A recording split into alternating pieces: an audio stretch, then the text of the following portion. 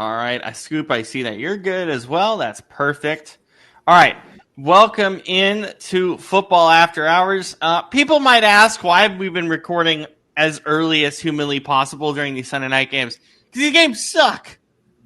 We've changed the rules. These games are awful. Why not start early? Joined by Scoop, Brandon, I'm Robert. Before we get to this terrible... before we get to this Steelers-Chargers game, I have an award to announce. This is, I promise, preface very, very, I'm going to be very careful, but I'm going to be honest. This is not a political thing. This is just purely commentating and how people do stuff on air and that sort of thing. I know, Scoop, you're well involved in. Brandon, I know you're well involved in, obviously, myself. I'm giving out the worst commentator of the year award. The only time we're going to give this out, because I don't like giving it out to actual commentators, because it's kind of rude to just give out a worst commentary award when a lot of people... I mean, to be fair, it's also rude to us for people to go out there and be paid to give shit commentary. But that is true. But I don't like doing that. It's going to be a one-time award. You're too nice, Rob. We know. Yeah. I think we might call it the Trumpy Award for bad commentary, because, oh my God, the winner of the worst commentary award, the only time we'll probably ever give this out, is President Donald Trump. Oh my God. That was the worst. It was bad. The worst 2 minutes I've ever seen in my life. Respectfully, I think no matter how you feel about him, I think even people who really like him would even agree with that. I know people who really like him who would even agree with that. You know what though? Scoop, move your camera up. Move your camera like I keep your face in the middle. If you can, no worries if not. You know what it is? It's fine. entertaining. It's entertaining because it was such a train wreck. That's what made it entertaining. No, okay, no. No, Scoop, you're fine. You're totally good. I just wanted to confirm. Anyway, unfortunately, the fact that I have a big head is nothing that my computer can do anything about. That was not the intention of that. Oh my God, I apologize. Okay. So here's the thing, right? Peyton Manning forehead over here. So you're having Wendy's Coke. That's legendary. No, I love that. No. I'm having Wendy's Vanilla Dr. Pepper. Oh, Jesus. Okay. We're getting so off track here. I'm so fascinated by Scoop's drink choices during the show. When you have me on your show, you automatically don't have a track anymore. It's just... That is true. It's like your sleep schedule. It's like nobody even knows anymore. I throw a shot, Scoop throws it back at me. This is perfect. I love it. This is great. All right. So my role on this show, except I'm not doing a good job of it right now, is to cue you guys for something, right? Be like, oh, Scoop, what's your feeling on Buffalo, which we're going to get to later. Well, we're going to get to that next episode. How much time do you have? Yeah, or whatever, right? It's very like, hey, I'm going to cue you on this thing. You guys mostly don't know what to expect. Sometimes you do, whatever. But I'm like, all right, here's this question. Here's this. God bless Jonathan Vilma and Kenny Albert, because they were trying to cue him on so many things. And then he's like, the stock market. I'm like, what? They asked you about your football playing career. Why are you yelling about the stock market? Like, what are we doing? I think they did ask him one political question. But they asked him. Okay. So, yeah. But I think it was just generally funny, the political questions, because he was like, "What is it? What does Veterans Day mean to you?" And he's like, "I wish we had Shane here to do the impression because it would be so much better." But Donald Trump is like he's the Joey Molinaro of our group. Yeah. No, but literally he's like, we've added more people than ever, and I'm like, what? It's Veterans Day. I'm not worried about the amount of people you've added to whatever. Anyway, so they open it by talking about his playing career, which honestly, cool number 85, all these things, really cool stuff. So he starts talking about it, and he's like, I don't even think my quarterback threw over 10 yards. I'm like, okay, that's not camaraderie. Okay. And there was one moment in the whole thing that was like, all right, I'm totally putting this in to start the show because I just think it's amazing. This is like the worst thing you could possibly do. Now I want Donald Trump to do radio of an NFL game because I think it would be just amazing. And the field goal goes off the post. Obviously, we're in the second half of the Chargers game. Anyway, so that's the most Chargers Steelers game thing ever.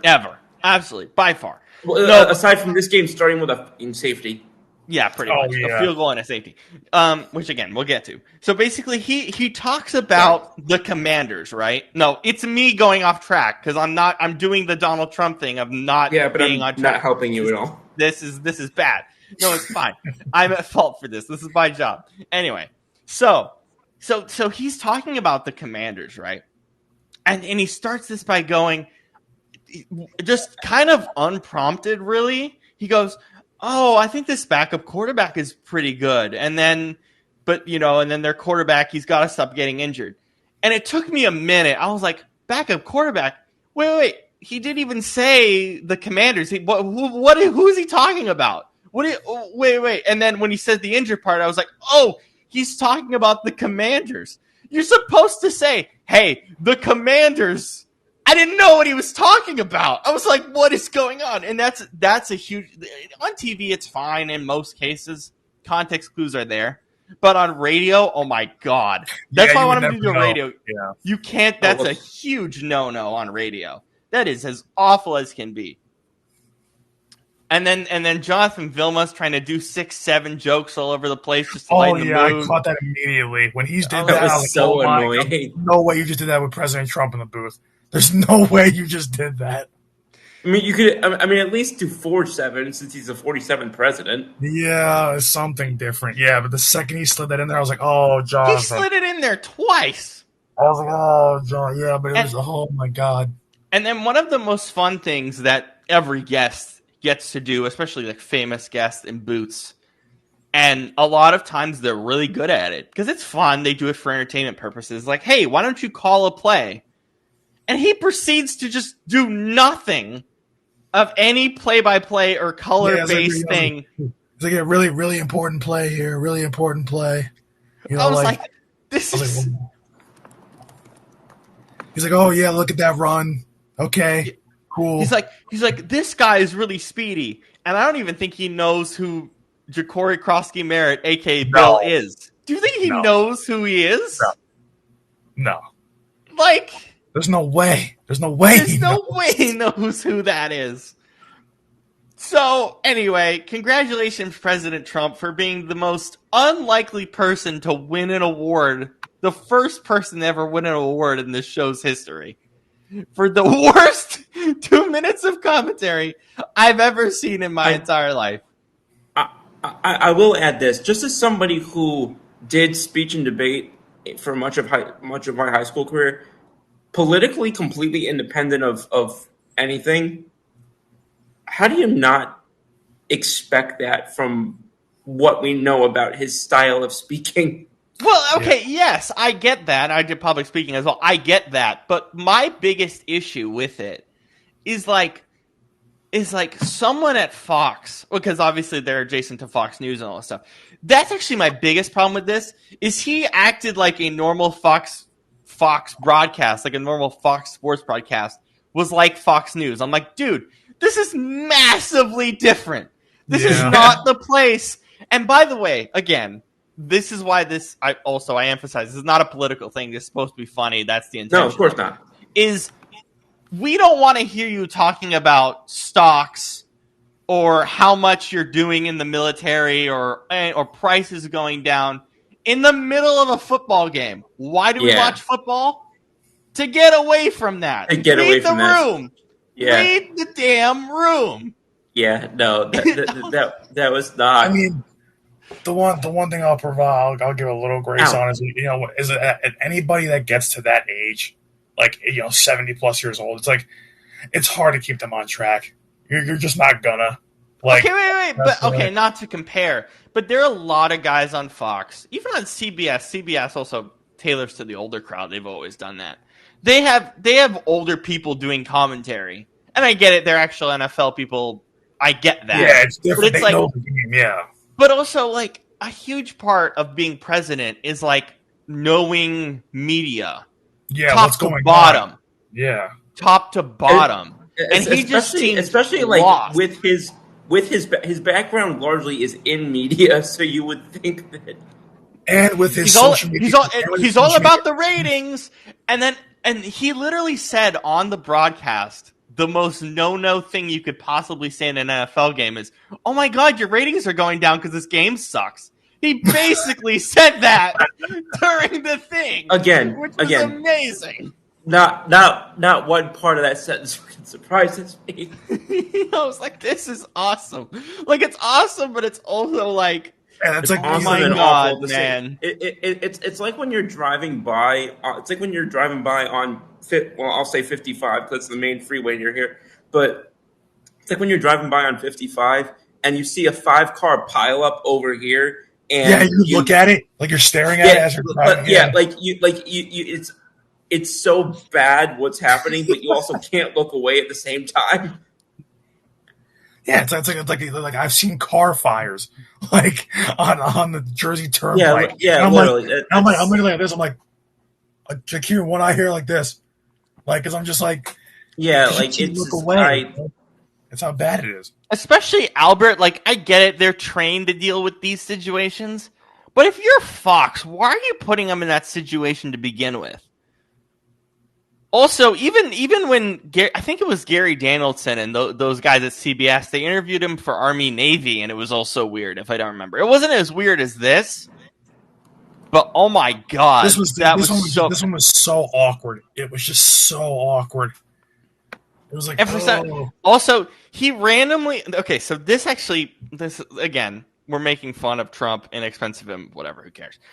He did the hand movement thing that he always does a couple of times. I'm like, dude, you're holding a microphone in your right hand. Why are you doing this? Wagging a tail. It's like me doing this during the show, which sometimes I do, where I just pop like this. It's like, oh my God, dude. Like, and I do that mostly as a tick. I don't know if it's a tick for him, but he did this twice, and I think mentally he was like, stop doing it, stop doing it. You know what part I cringed at the most is when for some reason they're just going off on like a 2-minute tangent about Jonathan Vilma's playing career as if we give a shit. And like talking about like all the things he's done in his career, national champion, all this stuff. And Donald Trump's like, "Oh, really? Good for you." Like it was like that kind of thing. And I'm like, guys, no one cares about Jonathan Vilma's playing career. Like, can we stop with this crap? Like that was like they were looking for something to talk about. They were looking to talk because they originally were hoping, because this is how it works. They originally were hoping, hey, we'll talk about Trump's playing career. We'll make some fun jokes at his expense on that. We'll have a good time. We'll call a couple plays, and then we'll do some politicky-esque thing, and then he'll leave. That was the plan. Yeah. It got completely derailed immediately, which they should have known anyway. It got completely derailed like this, smack the table. It got completely derailed, and so they had to like fill time by doing something. And so they mentioned Florida. They mentioned all these things to try to get him to go on a path. And he didn't read the room at all. He didn't read any possible human cue. But one part that I really like, I had to laugh at it because it was a fun little joke that like you always hear like from some celebrity that will talk about a certain player or whatever. And Jonathan Vilma showing off his Super Bowl ring and whatnot with the Saints, and like. He was like, Donald Trump's like, yeah, I heard your quarterback was pretty good. Like he knows Drew Brees. He knows who Drew Brees is.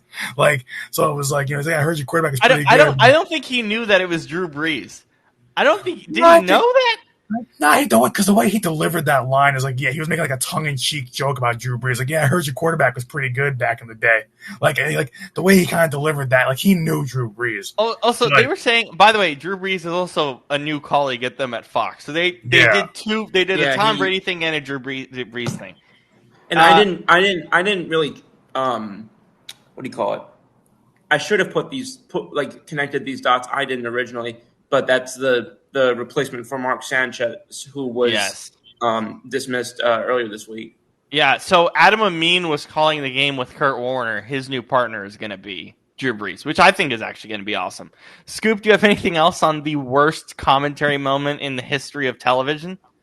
No. It's up there. No? Nothing else? It was just so bad. What might be worse, I don't even know if that's a good segment, is the Steelers offense. Yeah. Oh my God, this game. I can't watch this. Like, do you realize looking at this game right now that the Steelers have run, I think, 3 of the same exact plays on this drive? They ran a freaking screen to Jalen Warren like 3 times on this drive. Like, come on, man. You really don't have any other play because Aaron Rodgers is so slow and old. Oh, my God. He missed the 3rd and 6. Oh, my God. Like, why can't the Steelers offense just draw anything up that isn't a God? Oh, that isn't 4th and 6. Brandon, I need your reaction to this. Look at this. Can't wait for this. This is amazing. How, like, Aaron Rodgers? Can you do play-by-play of this? Do quick play. Do a better play-by-play than Donald Trump.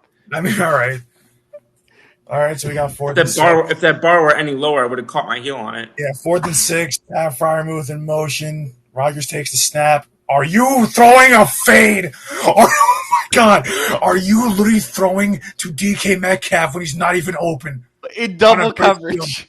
And it's basically a fade round to double coverage. Oh my God. Oh my God. Oh man. Oh my God. Go, Scoop. Go to Scoop. I can't Scoop. do this. I couldn't tell what he was saying to me. No, because I think Shane is. I think Shane is he hopping on? I don't know. Anyway, Scoop. The problems with your boy Justin Herbert is also rearing its ugly head, I guess is the way to put it. I'm so out of whack. Okay, I woke up at 5:00 to watch that stupid Colts game. I'm acting like Donald Trump during play-by-play right now. This is bad. Anyway, go ahead, Scoop. I didn't gather what the question was there. No, the question was, also Justin Herbert had a bad night. Just to talk about what happened? Yes. Okay. Because, his receivers didn't help him much, but it's not good. It's not good. I'll grant that. His receivers didn't help him much. That being said, you know this. He is one of the people that I'm so damn sick and tired of everything always being everyone else's fault. I am so damn sick and tired of the fact that there is just, if it's in NFL media, well, sports media in general, but in NFL media in particular, it just feels like there's always certain cherry-picked individuals for whom always an 8th, 9th, 10th, 11th excuse will be made. And he somehow ended up as one of them. I don't know how he was billed as this golden boy arm talent that was coming out of college, once in a generation, blah, blah, blah. And we saw it against the Raiders. Congratulations. On that. And we lost Brandon. No.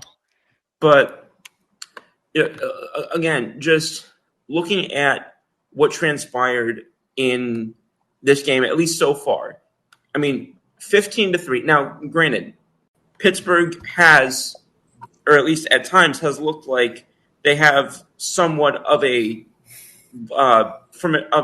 legitimate defense. So I wasn't expecting them to go in there today and put up 35. But the fact that you've only put up 15 at home, even though they have no home field advantage of which to speak, and they were just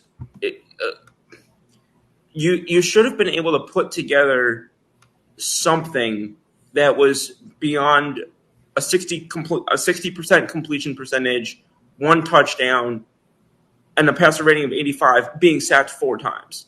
Now, again, the sacks I don't entirely put on him, obviously, because we've talked about his O-line issues, ad nauseum on this show.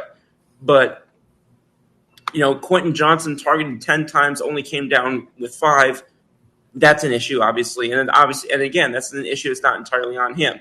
Keenan Allen pulled in only 1 of his 3 attempts.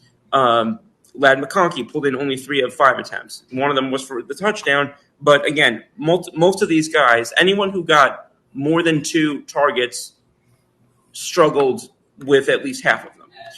And so that automatically. These are in progress stats, but I think it still matters. So I don't think it's going to change much in 11 minutes. No, and like you said, it still matters, and like you said, the last 11 minutes, some of that, depending on how the game ends up, some of that's going to turn into quote unquote garbage time and such, because the Chargers, one of the things they have done is dominated time and possession. They've had the ball for almost a half hour, and the Steelers have had it for under 20 minutes and 15 points. Yep. What happened? No, and I was saying, and only 15 points with that much. Oh, sorry. Yeah. Sorry. Yeah. I don't know what happened there, but so I take issue with the fact that, again, I'm waiting for when I'm going to see what I'm told I'm supposed to be seeing with him, and I've waited for it for a while, and again, this is one of those games where you would have thought it was going to happen. This is it's a 5-3 Steelers team, but it's not an insurmountable one. We've seen them struggle against teams that are with quarterbacks that are not supposed to be as good as Justin Herbert is. And I'm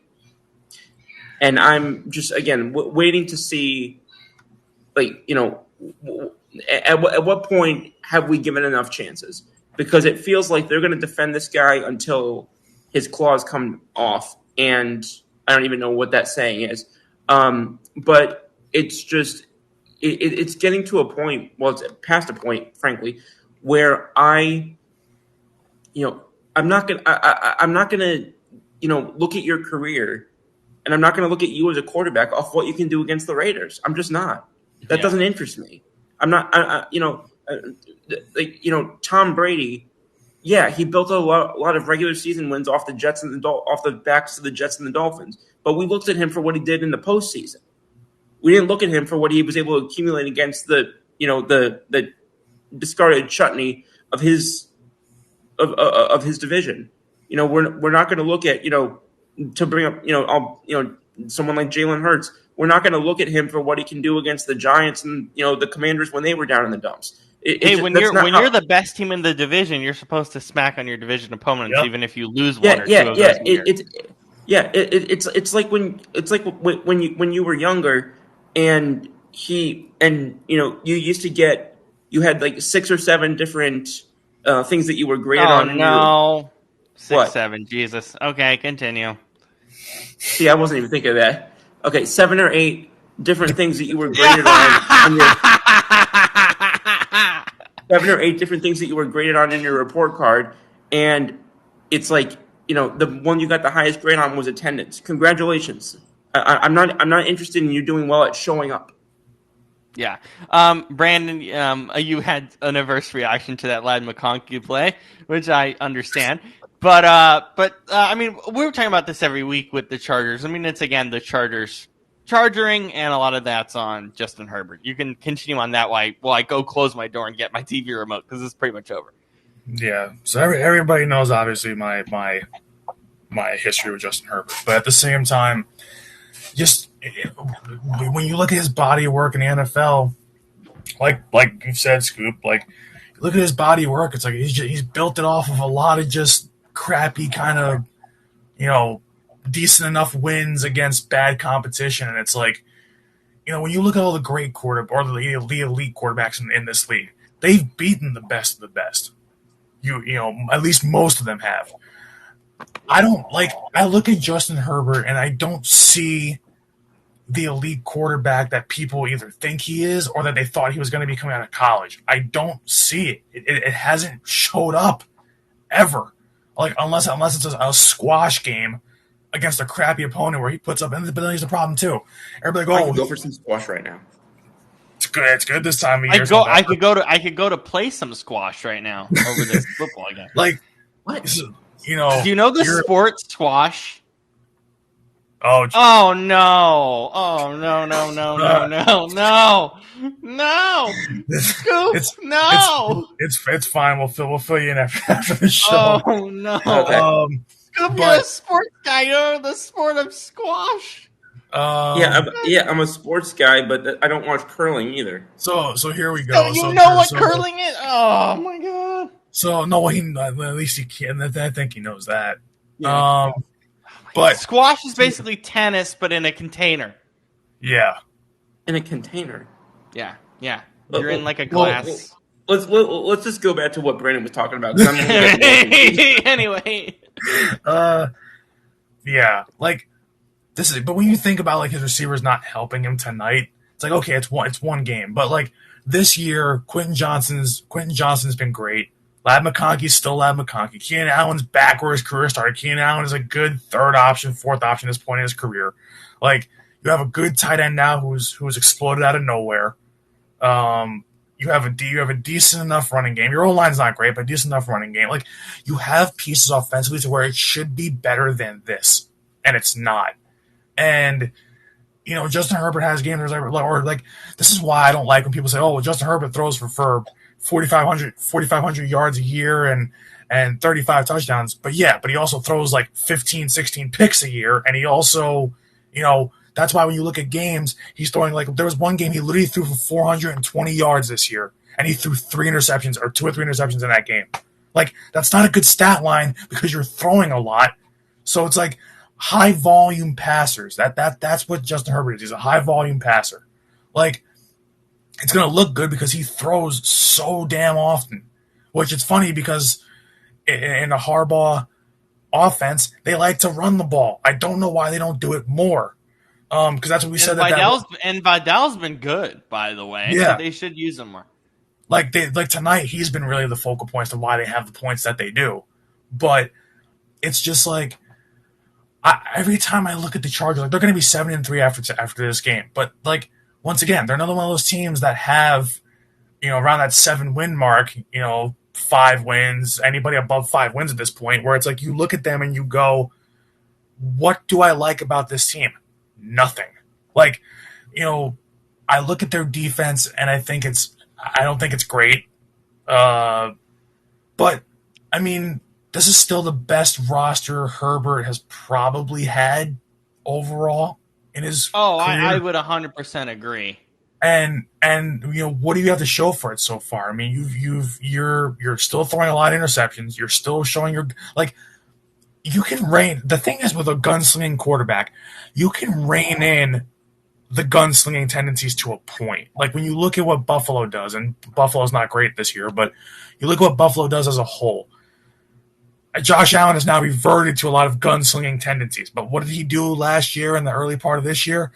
They took the gunslinger out of him, and they were playing decent enough football to win games. And last year was the MVP. He played really well last year. But gunslingers, honestly, if there's any quarterback that I don't like when it comes to NFL, you know, to football, I don't like a gunslinging quarterback because rarely when you look at them do you think that they're that like, you know, like Brett Favre, gunslinger, Hall of Famer, yes, Super Bowl champion, but 1,000 interceptions. You know, it's like, you know, how much of that was really the talent around him? How much of that was him? And how much of that was the good coaching staff with Holmgren and what they all had there collectively? Like, so it's like, you know, you look at him, okay, he's like the one, I guess, maybe outlier. But like Justin Herbert, gunslinger, not good. Josh Allen, gunslinger, can't win big games, plays hero ball too much. You know, Joe Burrow's a gunslinger, but to an extent. He's not a full-on gunslinger, but he hasn't won anything. And when they ask him to pass too much, it gets them into trouble a little bit. He also sometimes has no choice but to play a certain way because the protection in there is worse than Phillip Rivers off the field. What is that pick? What is that pick? Oh my god! But game's over. It's basically the gist. Yeah, Jesus. But like you look at a lot of but then you look at the quarterbacks who weren't gunslingers in their career, like who were effective passers. Brady, Mahomes, Breeze. The only kind of gunslinging type quarterback that really but he could tailor his game, I guess, to being like a sort of a gunslinger, but also kind of a more refined quarterback when he needs to be. Was like Peyton Manning, but his brother Eli, gunslinger. Like gunslingers are just not a good archetype for me. Like if I'm building a team, I don't want a Justin Herbert type quarterback. I don't. I don't want a straight up gunslinger because you're going to lose more games than you should. And it's just not conducive to winning football when the guy's it's throwing. Not sustainable. It's not sustainable. Because like you're regular, like you might win a lot of games in the regular season. Like you might have like 11, 12 wins, whatever it is. But then you're looking at the QB and you're going, well, yeah, the problem is when you get to the playoffs, he's one mistake away from losing you a game. Yeah. So like every single time. So when I look at Justin Herbert and the Chargers, I'm like, okay, listen, their record's going to be good, but he's with that. Like, look at Derek Carr. Derek Carr was like that in his career. Gunslinger. What did he win? He was terrible when it mattered. Justin Herbert, terrible when it mattered. Brett Favre to an extent, despite the Super Bowl, or 2 Super Bowls, whatever it was.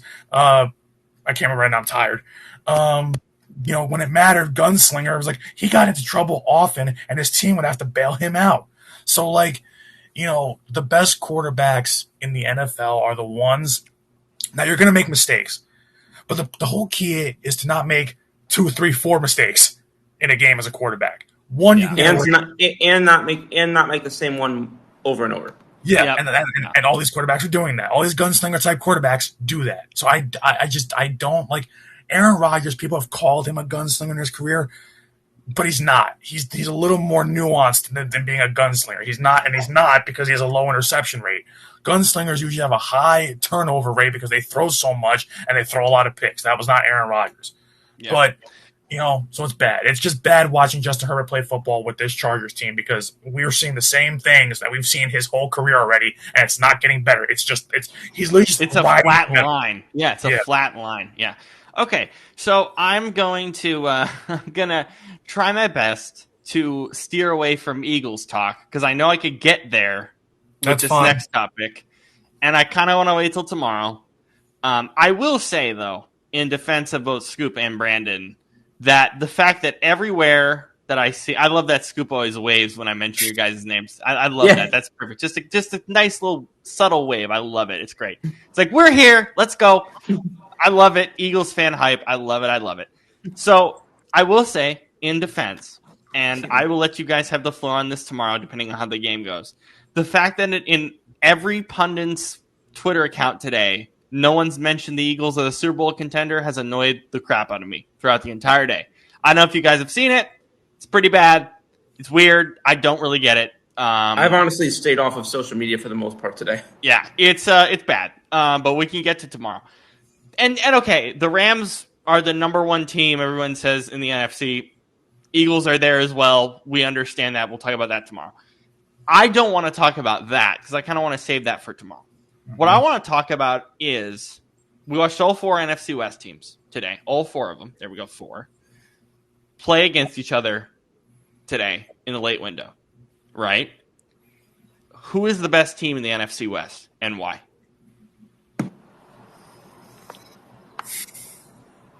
I mean, honestly, if I'm looking at it, because here's the thing.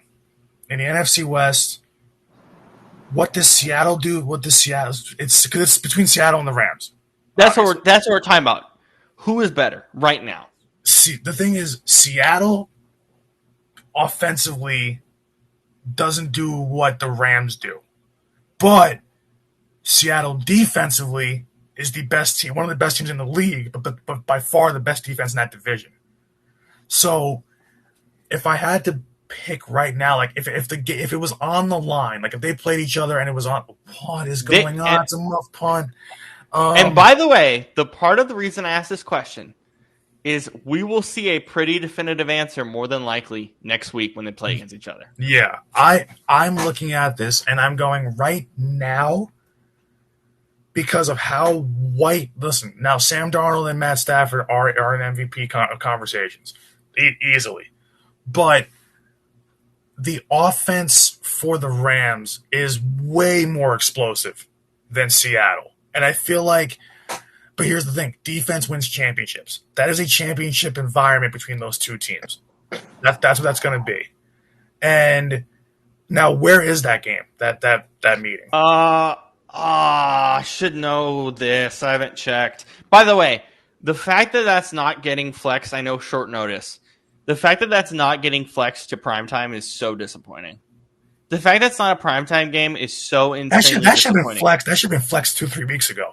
That's actually a good point. It probably should have, because next week I think is the first week you can do flexes. It is in Los Angeles. Ooh. See, I give the nod. I give the nod to LA. Even though that's not much of a home field advantage, we've said that before. But I mean, look at the Chargers game tonight. yeah, but at the same time, it's not so much of it being in LA as the fact that it's not in Seattle. Because if it was in Seattle, it's outdoors. It's the 12th man. Yeah, it's the defense. So I give the nod to LA because their offense is slightly better. Not slightly, it's better.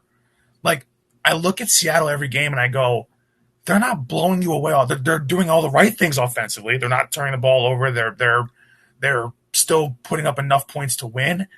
But like, I look at Seattle the same way I'm looking at the Patriots this year, where it's like, offensively they do look good, like statistically, but they don't put up a ton of points. They just don't. And then defense is good enough to where it's really, well, not good enough. It's good, so it's able to limit the other team's offense, slow them down, and that way all they have to do offensively is score 24, 27 points and they win. But the thing is, with the Rams, they're a team that at any given game can put up 35 to 40 points. That's who the Rams are. So that game almost feels like, between those two, it's the first team to 30 wins. So I'm looking, and the thing is, but I don't know if Seattle can actually do that because they're not healthy right now. I don't know about next week what the health is going to look like, but they're not healthy. JSN's fantastic. JSN is in MVP conversations too, but you're running games. More of Shaheed next week. You're going to see more. He's going to stretch the field, and that's important because what do we say about the Rams defense? That secondary is not good. So you're going to be able to throw on them. The only thing is, how is Sam Darnold going to handle that pressure from the front seven of LA? Because we already know Sam Darnold's not good under pressure, and we know that, at least historically, this year it's a little bit different. He's been a little bit better, but when you send those kinds of hungry dogs after Sam Darnold, it might not be pretty. He might have to get that ball out fast, and it might not be where it's intended. So, as of right now, I'm giving the edge to LA. Just overall, it's not by much, but because both teams do something one thing or the other better than the other team. But I give the edge to LA just because, for the simple fact that this is a long-winded explanation, but their offense is more explosive. That's why. Scoop, how do you view these two teams going to next week? Who do you think, as of today, who do you think is the best team in the NFC West? I have it as the Rams for two reasons. One, they're a lot better at the turnover battle than are the Seahawks. They are one of the best teams at taking it away and not giving it away, as opposed to and the Seahawks are kind of a little bit of the reverse of that. And I'll just say it again. Matt Stafford has proven it time and again. Mm-hmm. I've seen it. I've seen him do it time and again. We were talking earlier off air about how the last couple of years, one team that Philly's been able to, and this is the one area where I mentioned Philly. Philly's been able to hold them off, but that the Rams, I would argue, other than the Bucks, I would argue the Rams are the team that is consistently giving them the biggest fight in whatever they do, and the Rams, if you beat them, you're going to do it, and it's going to be a victory where you're going to be hurting afterward. And so, and again, respect to both Darnold and Luck, for kind of having these sort of second wins to their careers up in Seattle. But I need to see more of it in big games. I need to see more of it late in the season and in these massive games for me to trust them like I trust a Super Bowl winning quarterback with as much experience as Stafford does. So for those two main reasons in particular, I think that's what gives the Rams the edge over the Seahawks. But I don't think it's a wide chasm between the two teams. Yeah, I was on Seattle's case for the last few weeks. The more I'm sitting with it, the more I'm thinking the Rams, and I'm also going to add this in for Seattle. Have you guys seen them play like full 4 quarters of football in kind of a tight game yet? Nope. And that to me, I think is a massive concern well, going into next week. The tough thing that I see from that I saw from both teams, both of them, obviously they haven't lost many games, and the games that they did lose, both of them, the games they've lost have been very close one possession type games. So but of course, on the same token, both of them have wins that are like that as well. So, if you're going to, make the case that, they could have easily won that game that they lost or the games that they lost, you can make the case they also could have easily lost the games that they won in that fashion as well. Yeah. All right. I'll give you guys 2 of the top teams in the AFC to compare. Scoop, I'll start with you. Let's go Colts and Patriots. Colts and Patriots. All right. Well, one of the fascinating things about the two teams in particular, is you have very similar yet different quarterback situations. Similar in the sense that nobody really expected them to perform the way that they are this year, but different in the fact that the Patriots drafted Drake May expecting and hoping eventually they would get something like this. The Colts took a damn flyer on Daniel Jones after a long-time quarterback-needy team in the New York Giants didn't want him anymore after overpaying his ass. So from those vantage points, and I know that some people are saying, "Oh, well, this is because of with the Colts, it's because of the team around him, it's because of the Jonathan Taylor resurgence, it's because of Coach Steichen." Shout out to Coach Steichen. I also want to put one up for somebody who I think is definitely getting attention, but not as much as I think that they deserve, and that's Carly Ursay, their new their new owner. I've really liked what I've seen from her. She is, by the way, immediately the best owner in the NFL. It's not even close. Actually insane.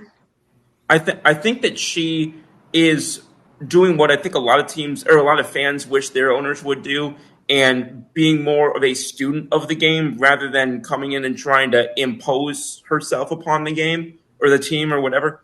So just massive hat off to that.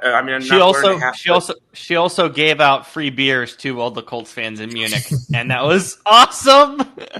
You know what? I don't drink, but I definitely know that you can never lose a fan by trying to give them a free beer. So especially in Germany. Oh, I didn't even realize that you had said Germany. Oh, yeah. Yeah, she did that in Munich. So there you go. Oh, yeah. I mean, aside from Dublin, Munich is probably the best place to do that. But going back to what you were saying, and on the flip side, or not on the flip side, another kind of similarity but difference at the same time with these teams is that both have very well-respected coaches, but Shane Steichen been there for a while. Shane Steichen has imposed his, and kind of started to develop himself over there. Whereas with Coach Vrabel, he had been a Patriot, but he's only been with the organization. He's just joined the organization or rejoined the organization.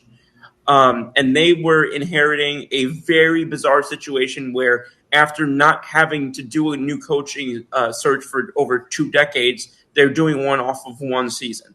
And that created, I know, some discord some tension in coaching searches where they were like, oh, wow, maybe I'm not going to, if I take that job as my first head coaching job, maybe I'm not going to get the patience from Bob Kraft that I thought that I would.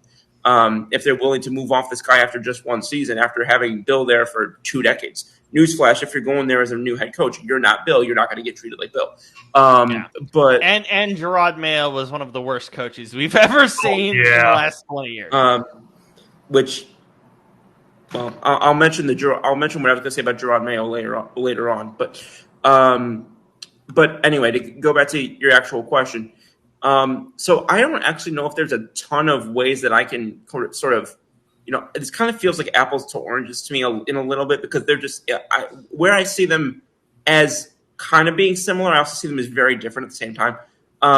In terms of, if you're just straight up asking me who I think has been better, then I think that I think there's been a strong argument for the Colts, and here's why I'll say that. I know a lot of people are going to lean toward the Patriots because they are thinking that Daniel Jones has been, a product of the team around him, or has been, elevated by the team around him. And I'll say what I say damn near every week. No bleep, Sherlock. If you're going to be good as an offense, if you're going to be strong as an offense, if you're going to take it to the next level, damn well you better expect that you're going to get help with the team around you. That's the whole damn point of being a good NFL offense. It's so the quarterback doesn't have to do everything. If the quarterback has to do everything, look where it gets you. It gets you Joe Burrow in Cincinnati, and guess what? He ain't playing right now. So it also gets you Josh Allen in Buffalo, which yikes. Josh Allen in Buffalo, and I'll mention something else. Indianapolis. Remember what happened the last time you had a quarterback who had no help around him? Andrew Luck. Yeah. Yeah. I rest my case. So the biggest thing why I'm going to take the Patriots is that defensively, I just like them a little bit more. Yeah. Not by much. I don't think I even answered your question. My apologies. But no. I think. Wait. So are you taking the Patriots or are you taking the Colts more so? Yeah. Just to be clear, my point was because I trust their full operation more on offense. I'm taking the Colts. That was my point. All right. That's totally fine. I'm slightly leaning the Patriots because, guys, that Sauce Gardner move looks bad already. I know it's one game, and I'm going to give him a few weeks. I don't even think he should have played, to be honest. I don't know what that was about either.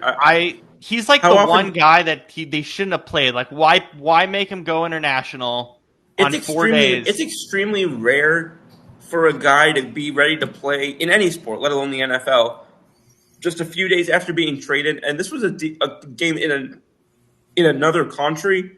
Like, that might be, as much as I've credited the full operation for the Colts this year, that might be the single worst move that I've seen them make all season. Yeah, I will say it's been surprising how many of the trade deadline moves are just immediately jumping in. That's not normal. Minus Quinn Williams, who got 2 bye weeks back to back. Congrats. That's amazing that we don't get to see you for 2 weeks. Okay, we'll get a third next week. Yeah, true. It's the Raiders. By the way, that game's on Monday Night Football. By the way, hopefully he'll get 5 in January. he probably will.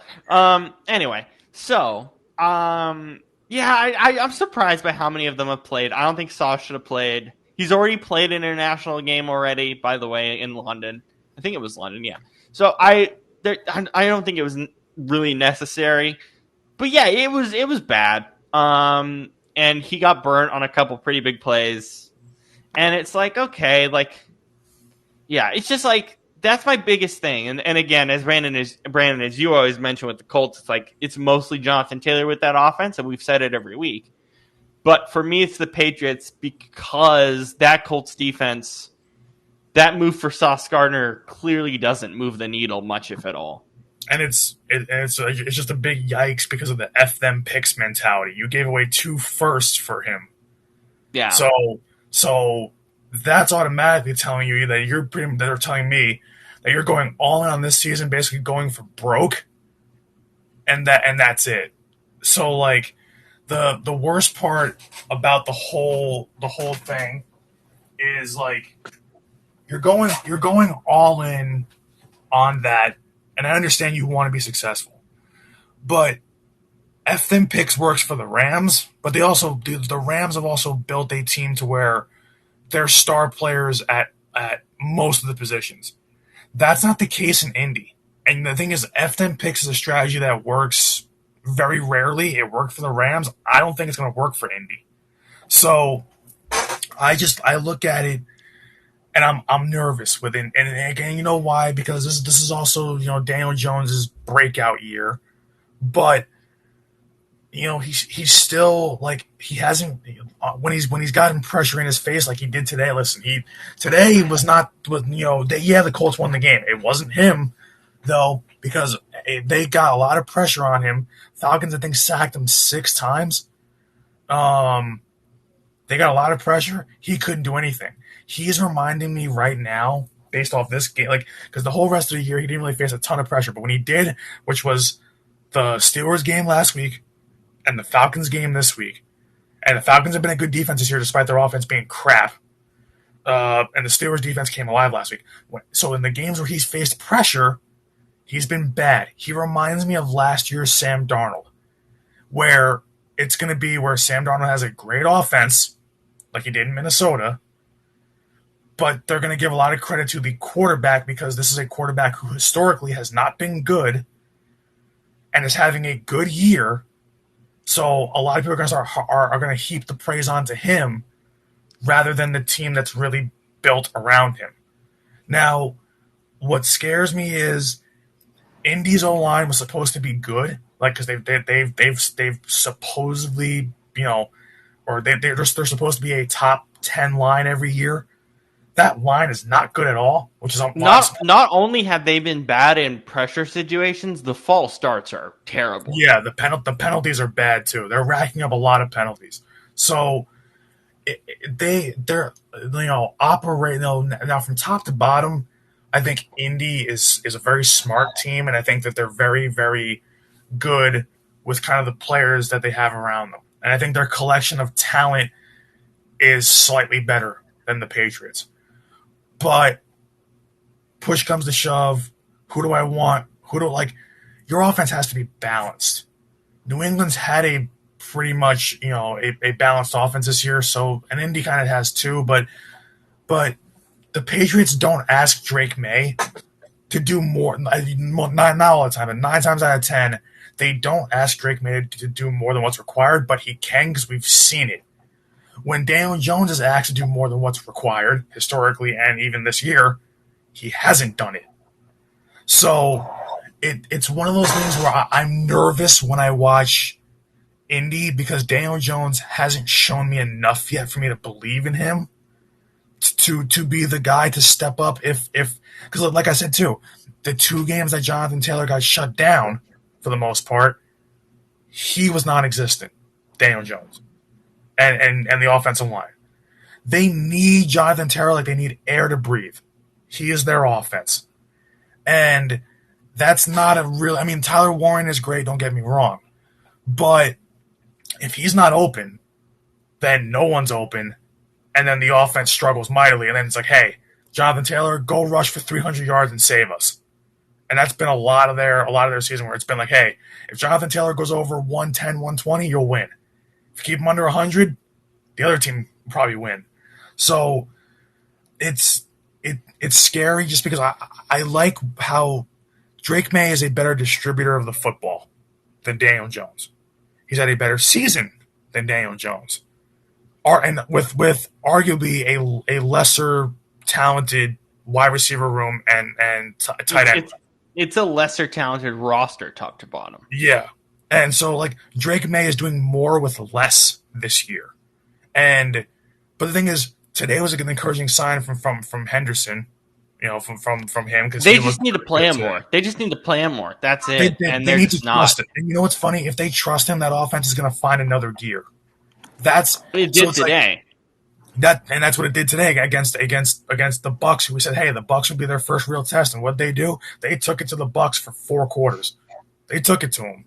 So, that was really good, just tough football being played today by New England. So, New England this year has proven more to me than the Colts have, because we always said with the Colts, we knew years ago when Jonathan Taylor got drafted, we knew how good he was. we've always known how good he was. It was just the injuries that started to pile up, and people kind of forgot about him. But it's like, and everybody's like, "Oh my God, Jonathan Taylor's having a great year." I'm like, "Yeah, because it's Jonathan Taylor. When he's healthy, this is who he is." Like, that doesn't surprise me. And when he has the offensive line, because we've seen that how much that matters when it comes to a running game. Yeah, and that's the thing. From a passing offensive line standpoint, they're not good, but running, they're the best. Right? Yeah, run blocking, they're good. But the thing is, when you get to a playoff game, right? You need to be able to at some point throw the ball. You have to at some point throw the ball. They can't ask Jonathan Taylor to run 25, 30 times in a playoff game because they're not going to win. You're not going to. The teams are going to shut it down, and all of a sudden, if you need Daniel Jones to drop back, 35 times in that game, you're going to lose. You're not going to win that game. And that's what scares me about Indy. And their defense, too, like we've been saying, their secondary is garbage. Really, and now with DeForest Buckner, I think, being out, that doesn't help. He's on IR, so minimum 4 weeks. So, yeah. So, I'm scared. Like, Indy is winning, yeah, but last week was really bad against the Steelers. And today, coulda, woulda, shoulda, yeah, you still won the game, but you should have lost to Atlanta. Atlanta's just incompetent. You should have lost to Atlanta. And what the Patriots do, like the Patriots never look like they're out of a game. The Colts have looked like they're out. They've been out of several games this year, and the thing is, they've beaten up on the teams that they should have. But against the teams that have kind of given them a fight, they haven't looked good. They've won, but they haven't looked good. So I think overall, like, and also there's another thing too. Shane Steichen's been around, but so has Mike Vrabel. Mike Vrabel is used to taking rosters with very little talent on it, or at least, a couple stars, but very little talent as a whole, and turning it into an AFC championship game, team. A la Tennessee. Yeah, and he did it in Tennessee. And he did it with a quarterback that was half the quarterback Drake May is. So, now, as much as I love Shane Steichen, and Steichen's been there before, in Philly, but Shane Steichen, this is a head coaching job where he's finally putting it all together. I trust the wisdom and experience of Vrabel more than and the head coaching experience of Vrabel, and how that team is kind of seems like they're playing for each other. They're more connected. And their defense is better, like you said, Rob. I trust New England right now more than I trust Indy. Indy to me, my fraud meter every week is kind of creeping up, because I'm just like, if your offense is solely going to run through Jonathan Taylor, you're screwed. You have to be able to throw the ball at some point. And, I mean, Daniel Jones, I don't think really had. I mean, he's had a good year. Don't get me wrong. But he's only had, 2 games where he threw over 300 yards. And one of them, was against the Broncos, a game that they probably should have lost, which they could have lost. And the other one was the game last week where he threw 3 picks against the Steelers. Yeah, he threw for 340 yards, but he threw 3 picks. You threw a lot. When they ask him not to do too much and they can complement it with Jonathan Taylor, it's a good offense. Only problem is playoff teams, they're wise to what you like to do. Playoff teams are much tougher than teams you're going to face during the regular season. And that's where I'm going to be like, kind of like, ooh, I don't like this from Indy, because Jonathan Taylor, if he gets stuffed, it's going to be a long day for Indy. I trust New England more right now. Yes, Scoop, please go ahead. Okay. So the main thing I want to bring up, and I'm not trying to start back and forth here, but the main thing I want to bring up, because at the very end there, you said they're not trying to ask him to do too much. They're not trying to, one thing or another, or they can't try to ask him to do, or not trying to ask him to do too much, et cetera. But then they're going to ask him to do more. But you said one of the things you praised the Patriots for with Drake May is that they aren't trying to ask him to do too much. It sounds like you're saying that they're doing the same thing that Patriots are with Drake May. I'm trying to understand why that's different. Well, here's why it's different, Scoop. It's because of just the fundamentals of what the teams are offensively. Well, yeah. Because we'll see what happens with Henderson in the next few weeks, right? We'll see what happens there. But the thing is, with the Colts, they have the running game, right, to lean on, where they don't need Daniel Jones to do a lot. And when Daniel Jones is forced to do a lot, it doesn't look very good. But on the flip side with the Patriots, it's Drake May's show. It's not. Yeah. It's his show. The running game hasn't been there at all this year, minus today. I mean, hell, they don't even know what their running back depth chart looks week to week, and he's still doing this. So that's kind of where the difference lies. And the thing is, Drake May, like, I've seen him turn it up to another level when he has to. When he has to go win a game with his arm, he has to get them down the field. Like, I've seen Drake May do it more than I've seen Daniel Jones do it. That's why I'm not as confident in Jones doing it, because both teams are not asking their quarterback to do too much. But Drake May's doing more with less right now than Daniel Jones is. That's kind of where. Could I argue that part of the reason why you haven't seen Daniel Jones do it as much, they haven't had as many close games at different times. There's been times where the games have been in enough, what's the word? They've not been in doubt as often as they were with, Drake May. So, and if you're looking at it from that vantage point, couldn't that be a point in Daniel Jones' favor? I mean, yeah. But the reason why I knock it is because, like we've said, the running game has been the biggest reason. Like, Jonathan Taylor has been the reason why they're putting up a ton of points. Like, a lot of it with Daniel Jones is, like, he's not making mistakes just because they're asking Jonathan Taylor to pretty much carry the load on that offense, and then he's ripping off 70, 80-yard touchdown runs, and then they're up by 3 scores halfway through the game because he's just lighting it up. They don't need him. Scoop, let me ask you this question. And you can say yes if you agree, and you can say no or whatever. I don't. Yeah, of course. Yeah, anyway, yeah. Go ahead. You could say yes, they could, or whatever. It's totally fine. Yeah. But I guess the point that we're trying to make, and this is kind of the colossal thing here.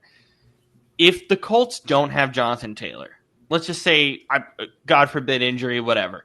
Yeah. From week 1, let's say he's just not there. Do you think this team still makes the playoffs?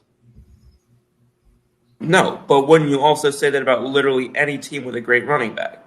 Well, okay. Wouldn't you say that last year about the – I'm sorry to say this, but wouldn't you say that last year about the Eagles without Saquon? Oh, no, I agree. But the difference is that with Philly, if Saquon wasn't there, they'd still be a contender. The defense was really amazing. Good. And so, like – yeah. The defense, and again, that was just the first thing that came. My general point in saying that was just that, yeah, most teams without a great running back, if you don't have them, you're significantly less productive or accomplishing less. 100%. I mean, you're a Hawks fan. I mean, I think back to days when y'all had beast mode. The defense won those Super Bowls, though. No. I'm not. Again, I'm not saying it's the same exact situation because like you guys said, this is not a defense that was as loaded by any stretch of the imagination. And I am acknowledging the fact that point of the defenses is missing in the examples I provided. It's just which is totally fair because they're definitely the top 2 examples of this by far. I'm looking at it as I'm not seeing the same argument to knock the team or to knock Jones, for example, as yes, I agree that sometimes he's going to get more credit than he deserves for this team being successful offensively because one, that's how it is with quarterbacks. And 2, because, it's the great story of, his comeback or whatever the case may be. But let's also look at, Shane Steichen. And I'm not just talking about Philly. I'm talking about going back to his times with, going back to his time with, I'm trying to remember where he was before. I think it was the Chargers. Yeah. But this is how he, no pun intended, this is how he runs. This is how he how he does his offense. So, I think that you'd have to expect that whether it's Taylor, whether it's somebody else, I think you'd have to expect that it's going to be a pretty 50-50 type offense most of the time, rather than, it being, a more Kansas City type offense where they put the ball in the quarterback's, or a Pittsburgh type offense where they put the ball in the quarterback's hands 40 times a game. Like I don't think that was ever going to be what he was asked to do. And is he going to probably have the ball in his hands more a couple times during the postseason when he goes up against teams? If he goes up against teams that have good box stuffing, offenses, or defenses. Hello, but I think you can make But another example I'll give: he's been a top 2 quarterback or top 3 quarterback against the blitz most of the season. So looking at that metric as well, even if they do somehow find a way to stop one side or the other, that helps with it being a balanced offense. I could be able to make the argument that if they get to the passer with Drake May, I trust them to do less with Trayvon, whatever his name is. Henderson, his name is Henderson. That's what I thought. Trayvon Henderson than I do with them blitzing against Daniel Jones. So I think that obviously a lot of really solid points, but I also think there's counterpoints to a good amount of that as well. Oh no, and of course I think part of it, and Brandon, you can correct me if I'm wrong. I think part of it for me personally is the fact that we haven't seen Daniel Jones. Our perception of Daniel Jones going into this season was, oh my God, this is going to be a dumpster fire. Yeah. And it hasn't been. But I think part of the reason we feel the way we do with the Colts right now is because that taste isn't like fully out of our mouths yet. And with Drake May, it's like he was just a rookie. He was really young, and it's like that's part of it as well that I can say is kind of tough with this. That's fair. And I think where I'm coming from is more of like he was with the Giants. He had absolutely nothing working for him. Now he's in a semi-competent organization with a semi-competent offensive head coach who I've seen work with quarterbacks well before, who I've seen work in, So I'm good. I think I'm just coming at it from a different angle where it's like, okay, yeah, we've seen mostly crap from him, but the guy was cooking mud pies, out of a river before that hadn't been properly cleaned in 6 years. And now he's actually getting the chance to actually work with some actual edible ingredients now. I'm sorry that I interrupted you in the middle of that analogy, but that was amazing. That already was amazing halfway through. That was good. But the one thing we can agree with you on, Scoop, and honestly, I mean, you called it a few weeks back, right? And we were getting there. But I don't think even you or any of us expected this. I know where you're going with this already. Bills. Yep. Yes. But again, Brandon, like we are out. Like Scoop was out a few weeks ago. This against Miami, we're done. Like this, we can't do it anymore. Like it's done. We can't beat this dead horse. I'm done with Buffalo. I don't care what the record is. I don't care about oh my God, it's Josh Allen. I don't care. I do not care. They just like Mike Tomlin says, we do not care. So quite literally, the three of us, that's what it is. We do not care. And Scoop was there 3 weeks ago. It was true because and the thing is, we were starting to get there, but Scoop was right to be there already. Like I think today proves, Scoop, that you were right to be there 3-4 weeks ago without any question.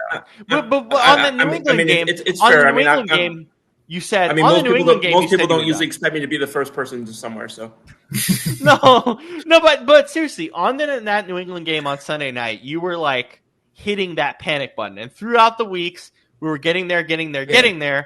I can't believe we're saying this after Miami game, but we're there. We are all there. It's and I'll add this from the Miami side of things. I think that I don't think he was going to get moved off before the end of the season, but if there was ever a game that Coach McDaniel could point at and say, he has reason to get one more season, this I think is going to be one of the games that he points to.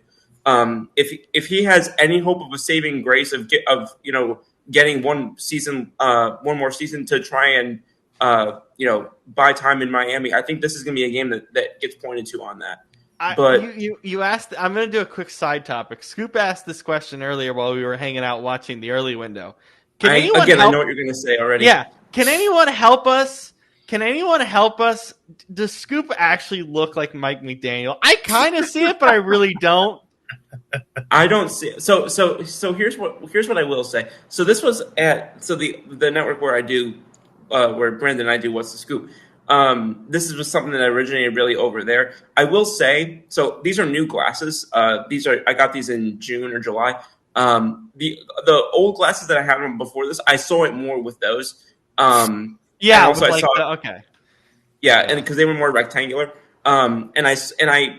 My hairstyle is different than it used to be. So that also is some of it, like why it's not as visible now. So I saw it a little bit more before that. But even so, like they used to say, like I was like it was like the spitting image, and I was like, I'm not seeing this at all. Like I don't think it's spitting. Yeah, I don't think it's like a twin thing. No. Like, they were making it sound like it was almost like carbon copy type, and I was like, y'all are, I don't know what y'all are on, but it became a funny thing where they would, every time it would go on one of their shows, they would say that they would put my name tag as in the beginning as a joke. They'd put my name tag as Coach McDaniel, and it just, I think the closest thing that I could say that I can come to him is that it takes me 25 minutes to get out a sentence, but it's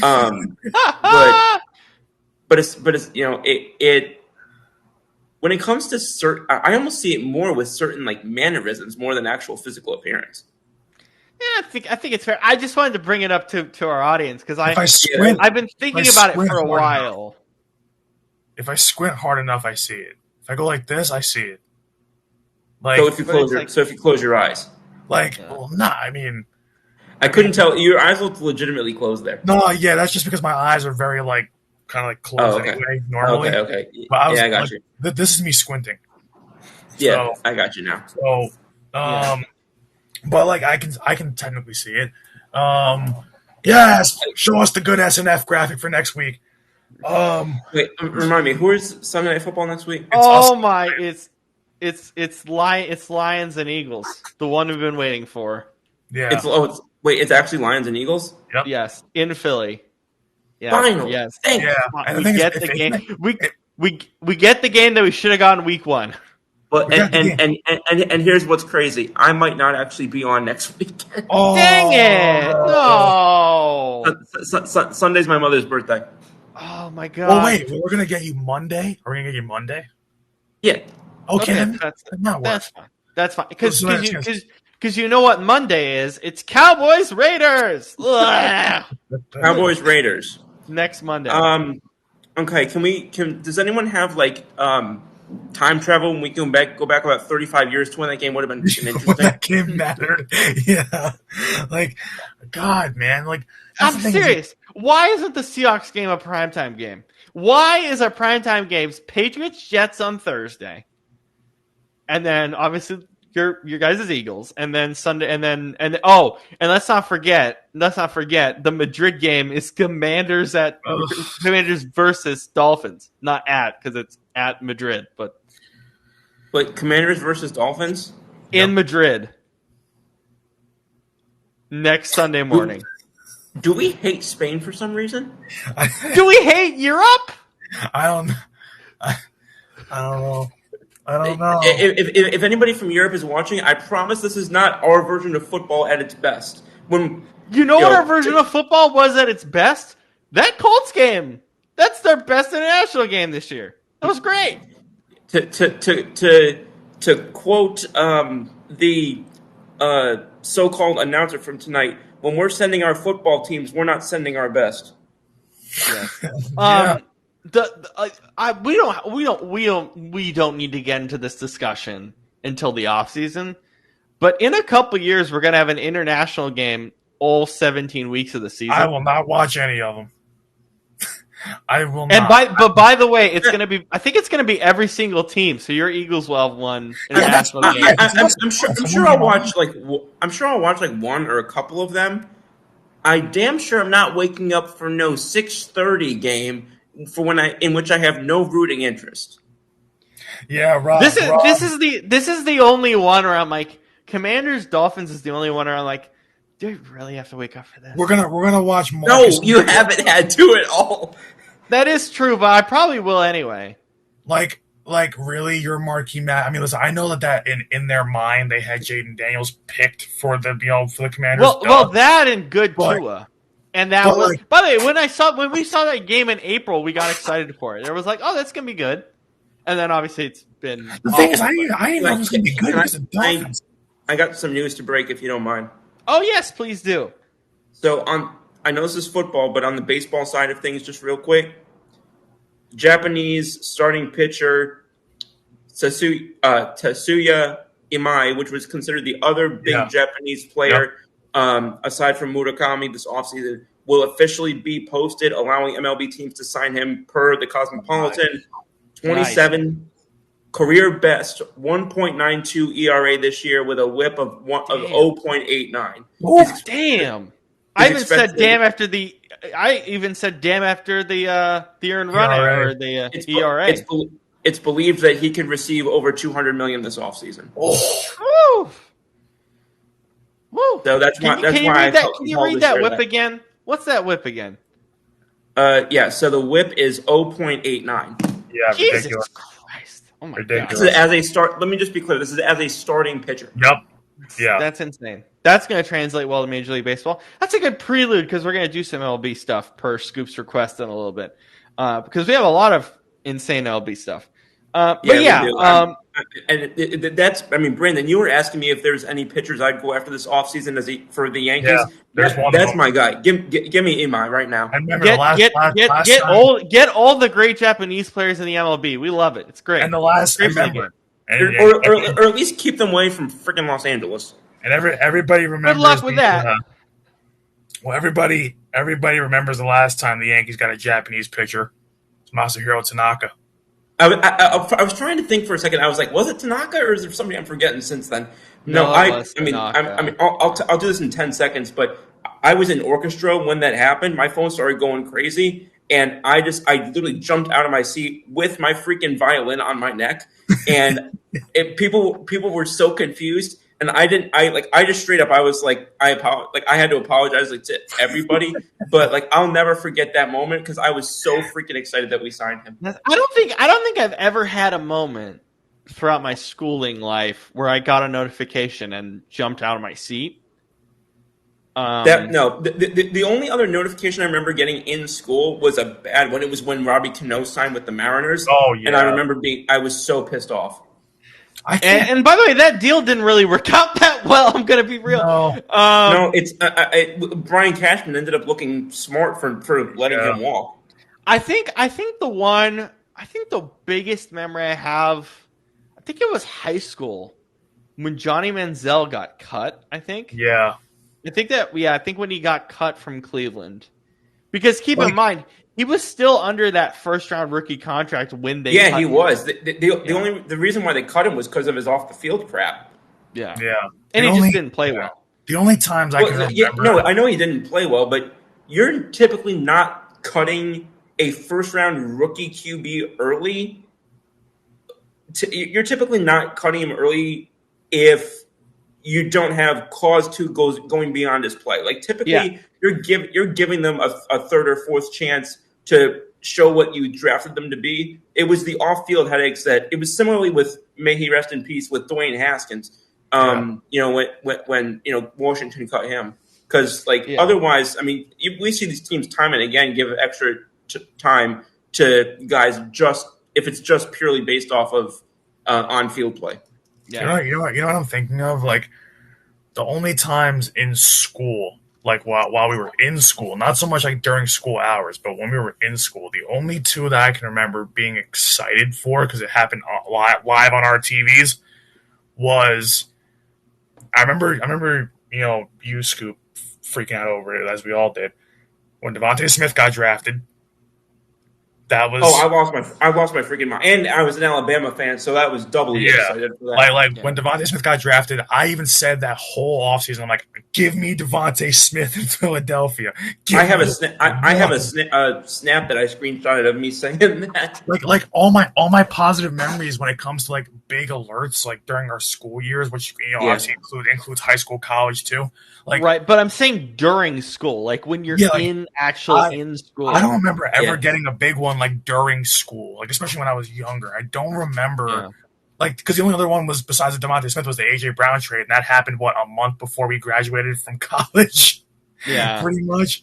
I mean that was during the draft. I was in my buddy's dorm watching the friggin' draft. Yeah, and I was like, oh my god, we're trading with the Titans, and when I sent them, everybody's like, oh yeah, like the Eagles are trading with the Titans, and I'm like, we're trading with the Titans for what? And so I was like, AJ Brown's going to Philadelphia. I was like, you gotta be kidding me. I was like, let's go. Well, and that because we had 3 first-round picks that year, and we traded, I think it was the 18th pick, and then I was sitting there with bated breath, wondering who they were going to draft with him, and then I was like, Treylon Burks. And I'm thinking to myself, we just traded Treylon Burks for AJ Brown. Yeah. That's basically what I said out loud, how stupid are you, Tennessee? By the way, I was excited for Treylon. That obviously didn't work out. Although I think he signed with Denver's practice squad or something. I know he worked out with them. I don't know if he actually signed with them or not. I don't remember. I do remember. I think I don't know if it was during the offseason or not. I don't remember when it exactly. When the hell was it? Because the biggest news of my life in sports was when the Devils tried to sign Ilya Kovalchuk to that massive contract for like 17 years. I do remember that. Yeah. That was like that broke like the internet at the time because it was going to be the biggest contract in sports history at that time, and it was ridiculous. Have I ever told my quote unquote Arson Judge story? What? You don't remember that tweet where it's John Heyman tweeted? Oh, when he said he was going to the Giants when he clearly wasn't. Yeah, another 10-second bit here. I was on the phone with my dad, and I got that tweet. I started literally crying, and I had to hang up the phone with my dad because I saw that tweet, and I was breaking the hell down. And then as you should. Yeah. And then 5 or 6 minutes later, it comes out that was, that was all. I was thinking to myself, John Heyman needs to never be allowed on Twitter again. Yeah. Him and Diana Rossini in recent weeks. They should just go get married and create their own alternate universe social media. Oh my God, that's the real fake news. You're making me think of Truth Social now. I don't need to turn this back into Donald Trump. Okay, so the other ones, I think, from my life, there are a couple of really weird ones. Like before I went to Europe, like back to my parents' home in Romania, I think it was the first time I went back was it the first time? Yeah. The first time I went back, the day before I left, LeBron signed his first deal with the Lakers. Yeah. I knew that was happening, and this is not through school, but I knew that was happening years earlier. Like we all kind of had the feeling. And then I remember that because it was also so anticlimactic. Yeah, because I think everyone knew that he was going there, ending his career there, as he most likely will. We'll see, but most likely. And then the day or the night before I left from Romania as well, I think it might have been the second time, was Mayweather and Conor McGregor. Yeah, that fight. And I didn't watch that fight. I just saw the like scorecards that night. I didn't actually watch the fight. But I watched that fight back during COVID. It's a fun fight, but it was really gimmicky. Yeah, like that was kind of my whole thing with that. The problem I have with fights is that the one I ever paid for, which I don't think my family even knew, so now they're finding out. But the only one I ever paid for, and probably know what I'm going to say, 2015 Mayweather Pacquiao. Yeah. Are you excited for them to potentially fight again? I vowed that night to never buy another fight for the rest of my life. Not a because bad idea. because I had never bought one before, and I was like, I just did like I You would have just spent literally $80 plus tax on this. yeah, I could have literally watched the animals out in my backyard chase each other and gotten more entertainment Yep. and not had to spend a coin. And mind you, with this, if this second one happens, it's 10+ years later. They're both old men, both retired. Older and Yeah. and Like- didn't Pacquiao not even he spent time in government, didn't he? He didn't even And do He's like still in government, And technically. with Pacquiao anyway. I mean, this is crazy. It was the first time we've touched boxing on this show, but with Pacquiao anyway, it's like the guy also, when he started to transition into more politics, he kind of his boxing kind of left him as he got older. Like punching power, not as strong. You know, like yeah. kind And also hasn't Floyd still only been knocked down like one time in his career? yeah, because all he does is run around the ring and hug his opponents. That's all he does. Yeah, he does the sweet science, as they say. By the way, I'm so thankful the pay-per-view model is over. I hate the pay-per-view model. I'm so glad it's done. The UFC was the final domino. When that CBS Paramount Plus deal came down, I was like, give me all the fights on Paramount Plus, give me specific ones on CBS. Perfect. Fantastic. Wonderful. That White House card, live on CBS. They already confirmed it. Thank you.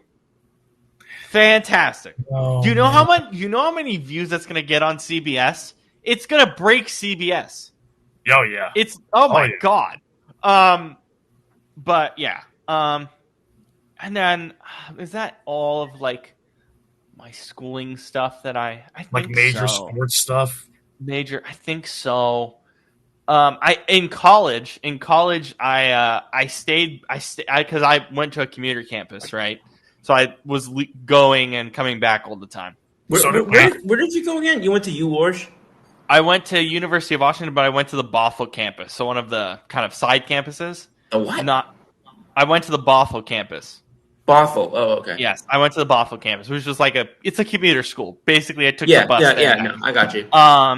And one of the things that I did was, because I had homework that night, so I didn't watch any of the NBA games, but I told my dad, hey, I'm going to beat the traffic because I'm going to get on the bus later, and I'm going to watch the Zion lottery. Little did I know that was kind of a pointless lottery.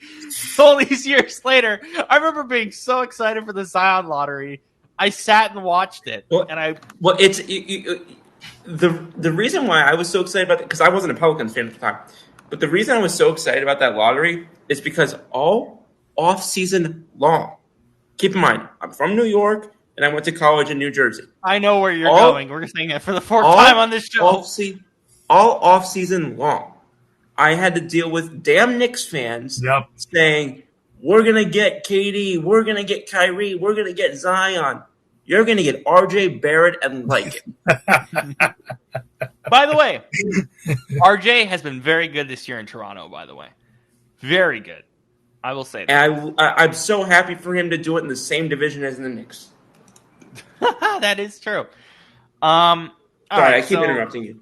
No, that's fine. So let's get back to, after that side topic, let's get back to some NFL. I have two more things. Yeah. I have two more things.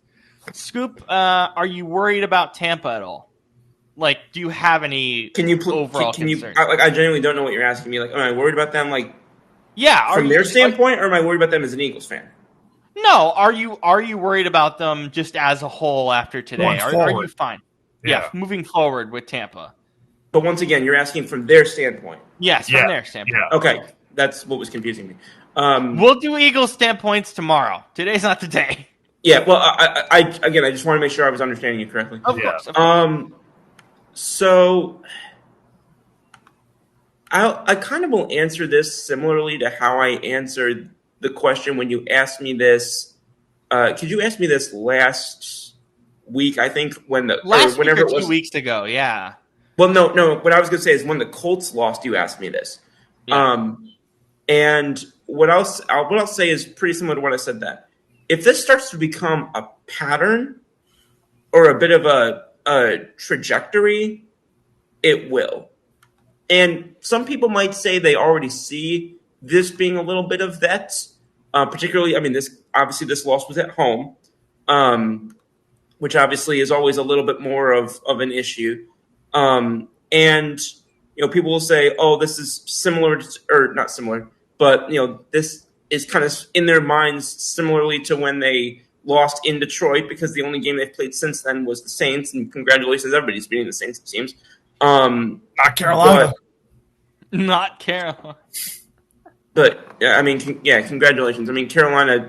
Some people believe that they should be in the CFL.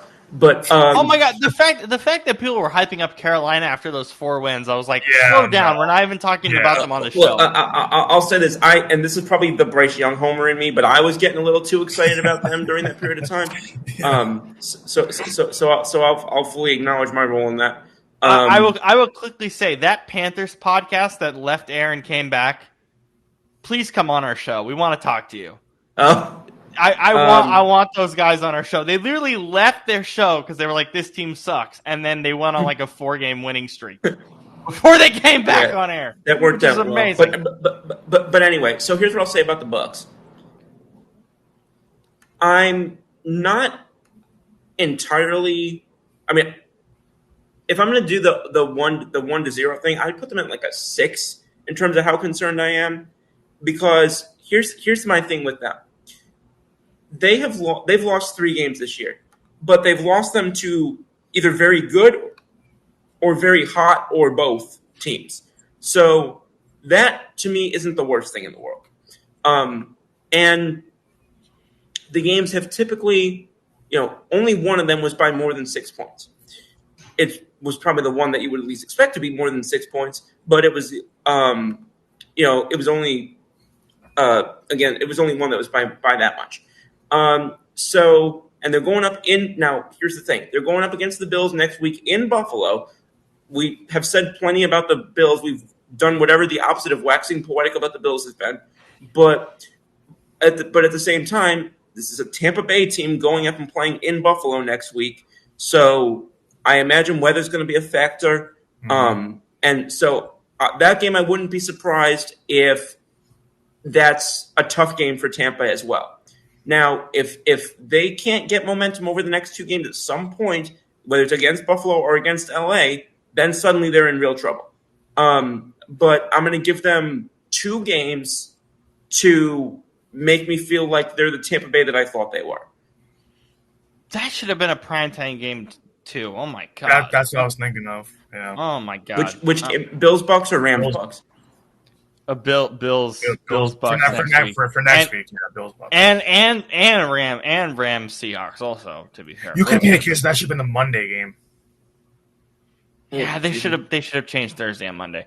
I'm just double checking with Shane to make sure he's going to be here tomorrow, not only for the movie, but I also want to touch on Marshawn Kneeland and Paul Tagliabue. Yeah. But I want to do it.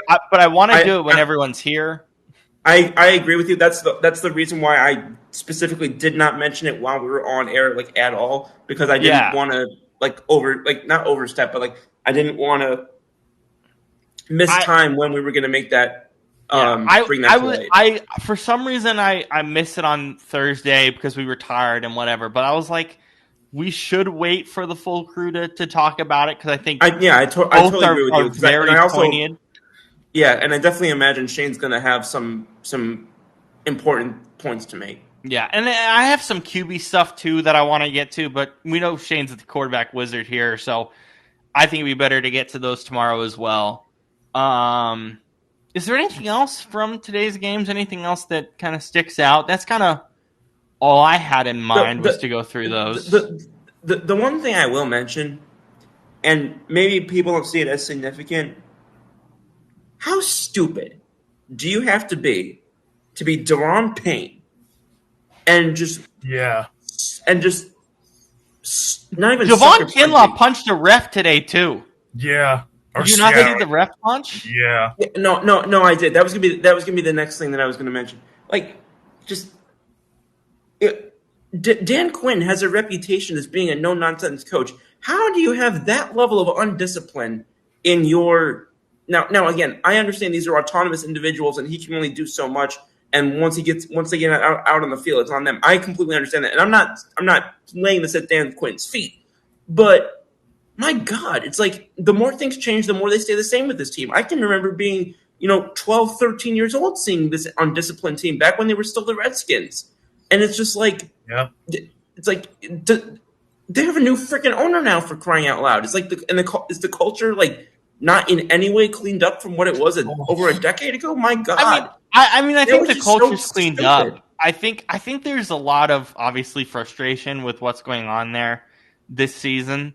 I think that was more what it stemmed from. But I will say, like, I still think the corners are too handsy. I said this last year.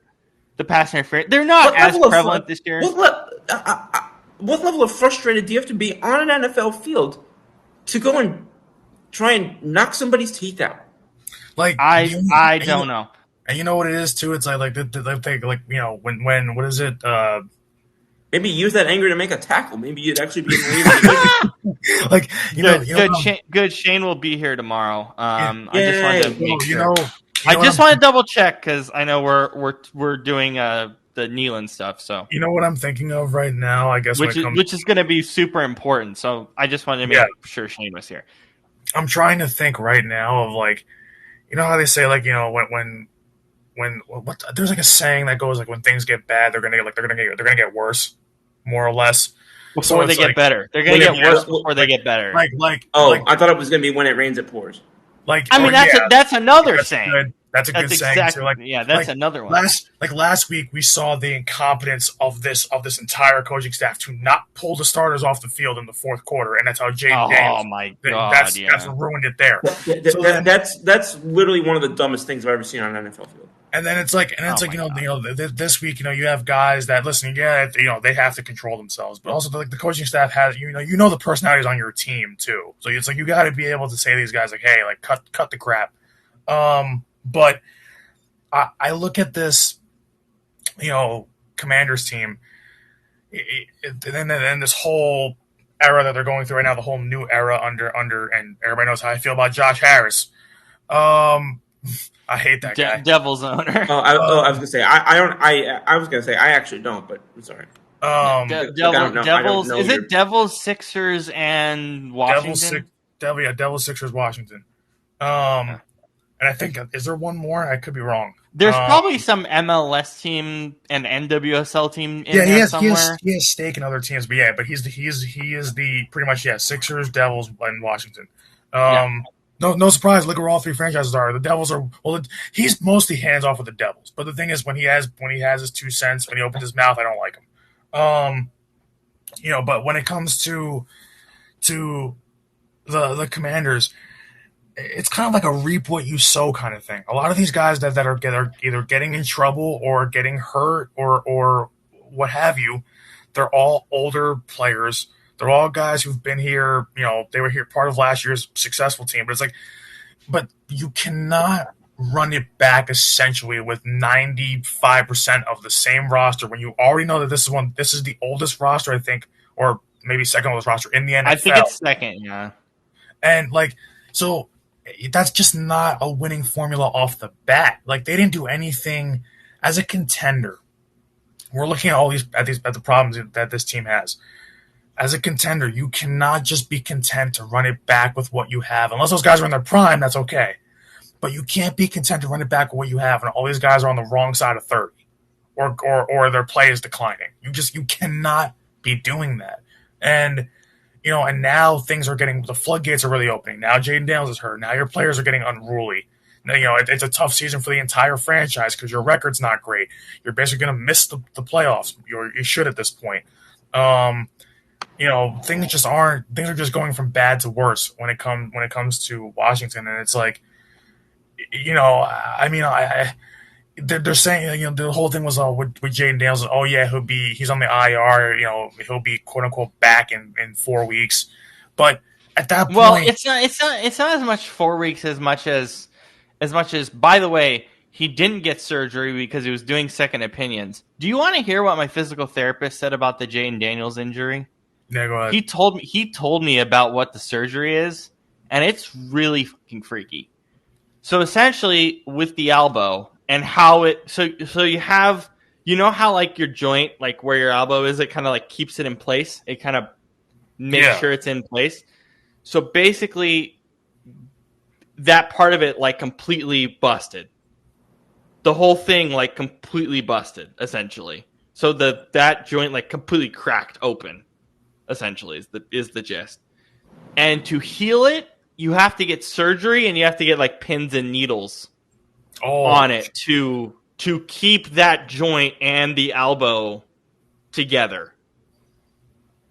Dear Lord. Yeah, that's not. So you're basically becoming Frankenstein's monster at that point. Yeah. And again, I'm not a physical therapist, so I don't think I explained that well. But basically, the whole elbow just popped out of that joint. But this is what I said. Remember both of you, but especially you, Rob. You remember what I said last year about Jayden Daniels? If he continues to be a running quarterback, continues to try to extend plays, and he's not built to sustain like a lot of hits. It's just his build, and. I said it last year. That was also a very freak injury. I will say that was very freak.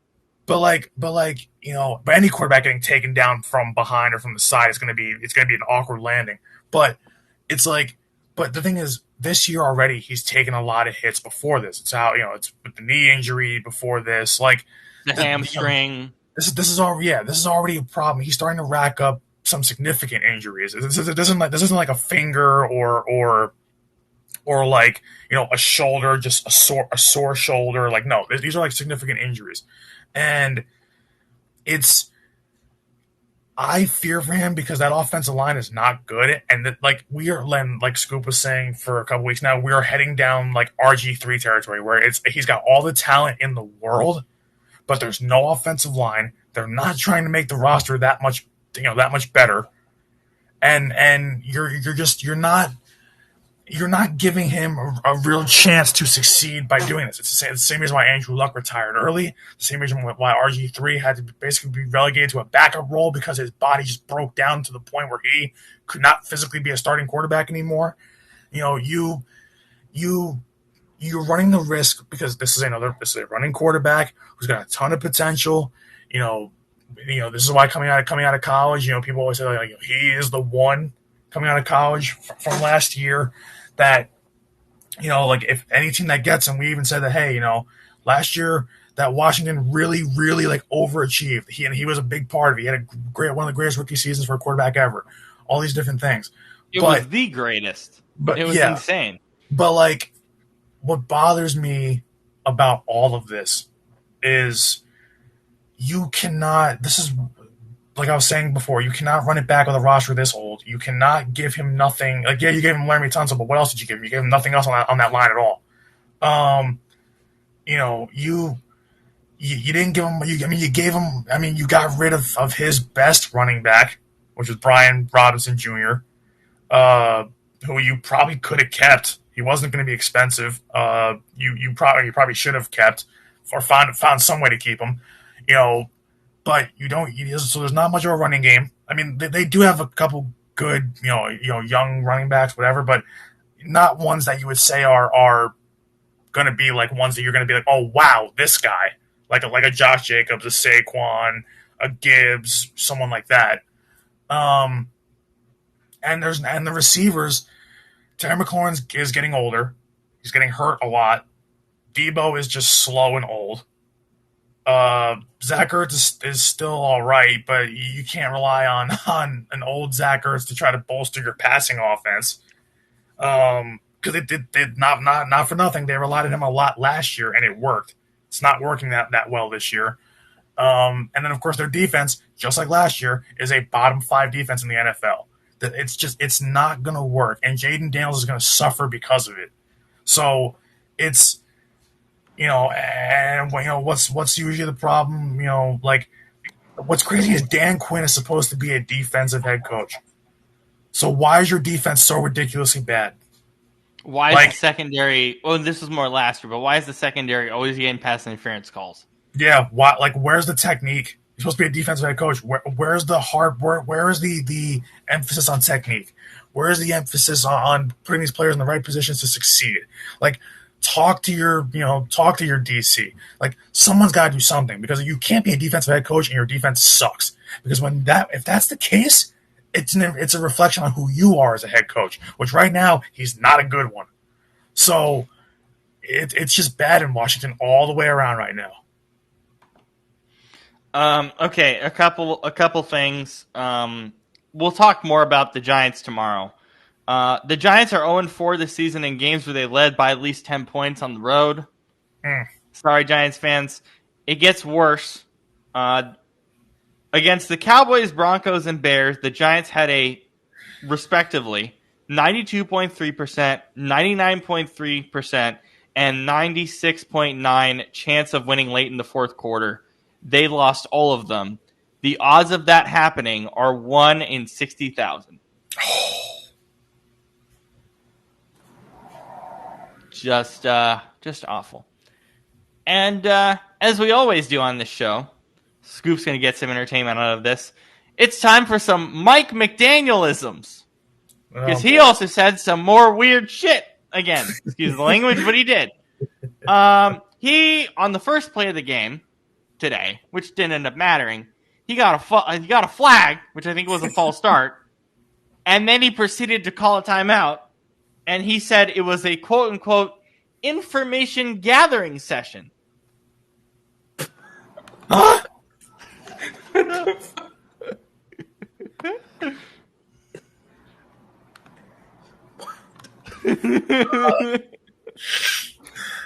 you have done the information gathering before the game started? You called that out right immediately before the game started. Isn't that what practice is called during the week? Isn't that what it is?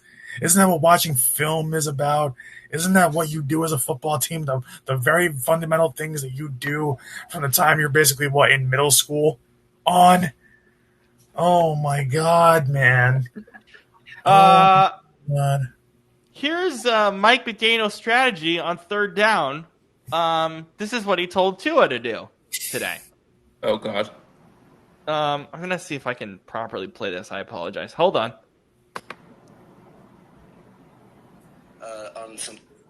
I was actually really pumped. I told Tua on some third down calls to let it rip down the field and kind of operate it as an opportunity ball to, act as a punt. Still, with all that, we ended up in the plus. So, by and large, we just executed on the things that we set out to execute. He basically told Tua on third down to throw arm punts. So basically, the strategy for the Dolphins today was fucking Jalen Waddle's down there somewhere. Was that the strategy? Oh my God! He literally said he told Tua to throw some punts.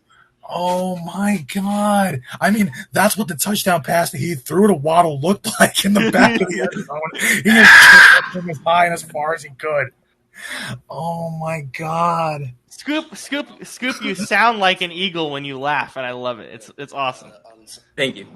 I'm gonna replay this. I told Tua on some third down calls to let it rip down the field and kind of operate it as an opportunity ball to, act as a punt. Act as a punt. This guy's a head coach in the NFL. It's one of the reasons why we've said since late 2 seasons ago, but then especially early last year, that Mike McDaniel is not the offensive genius you might think he is. He's not. Well,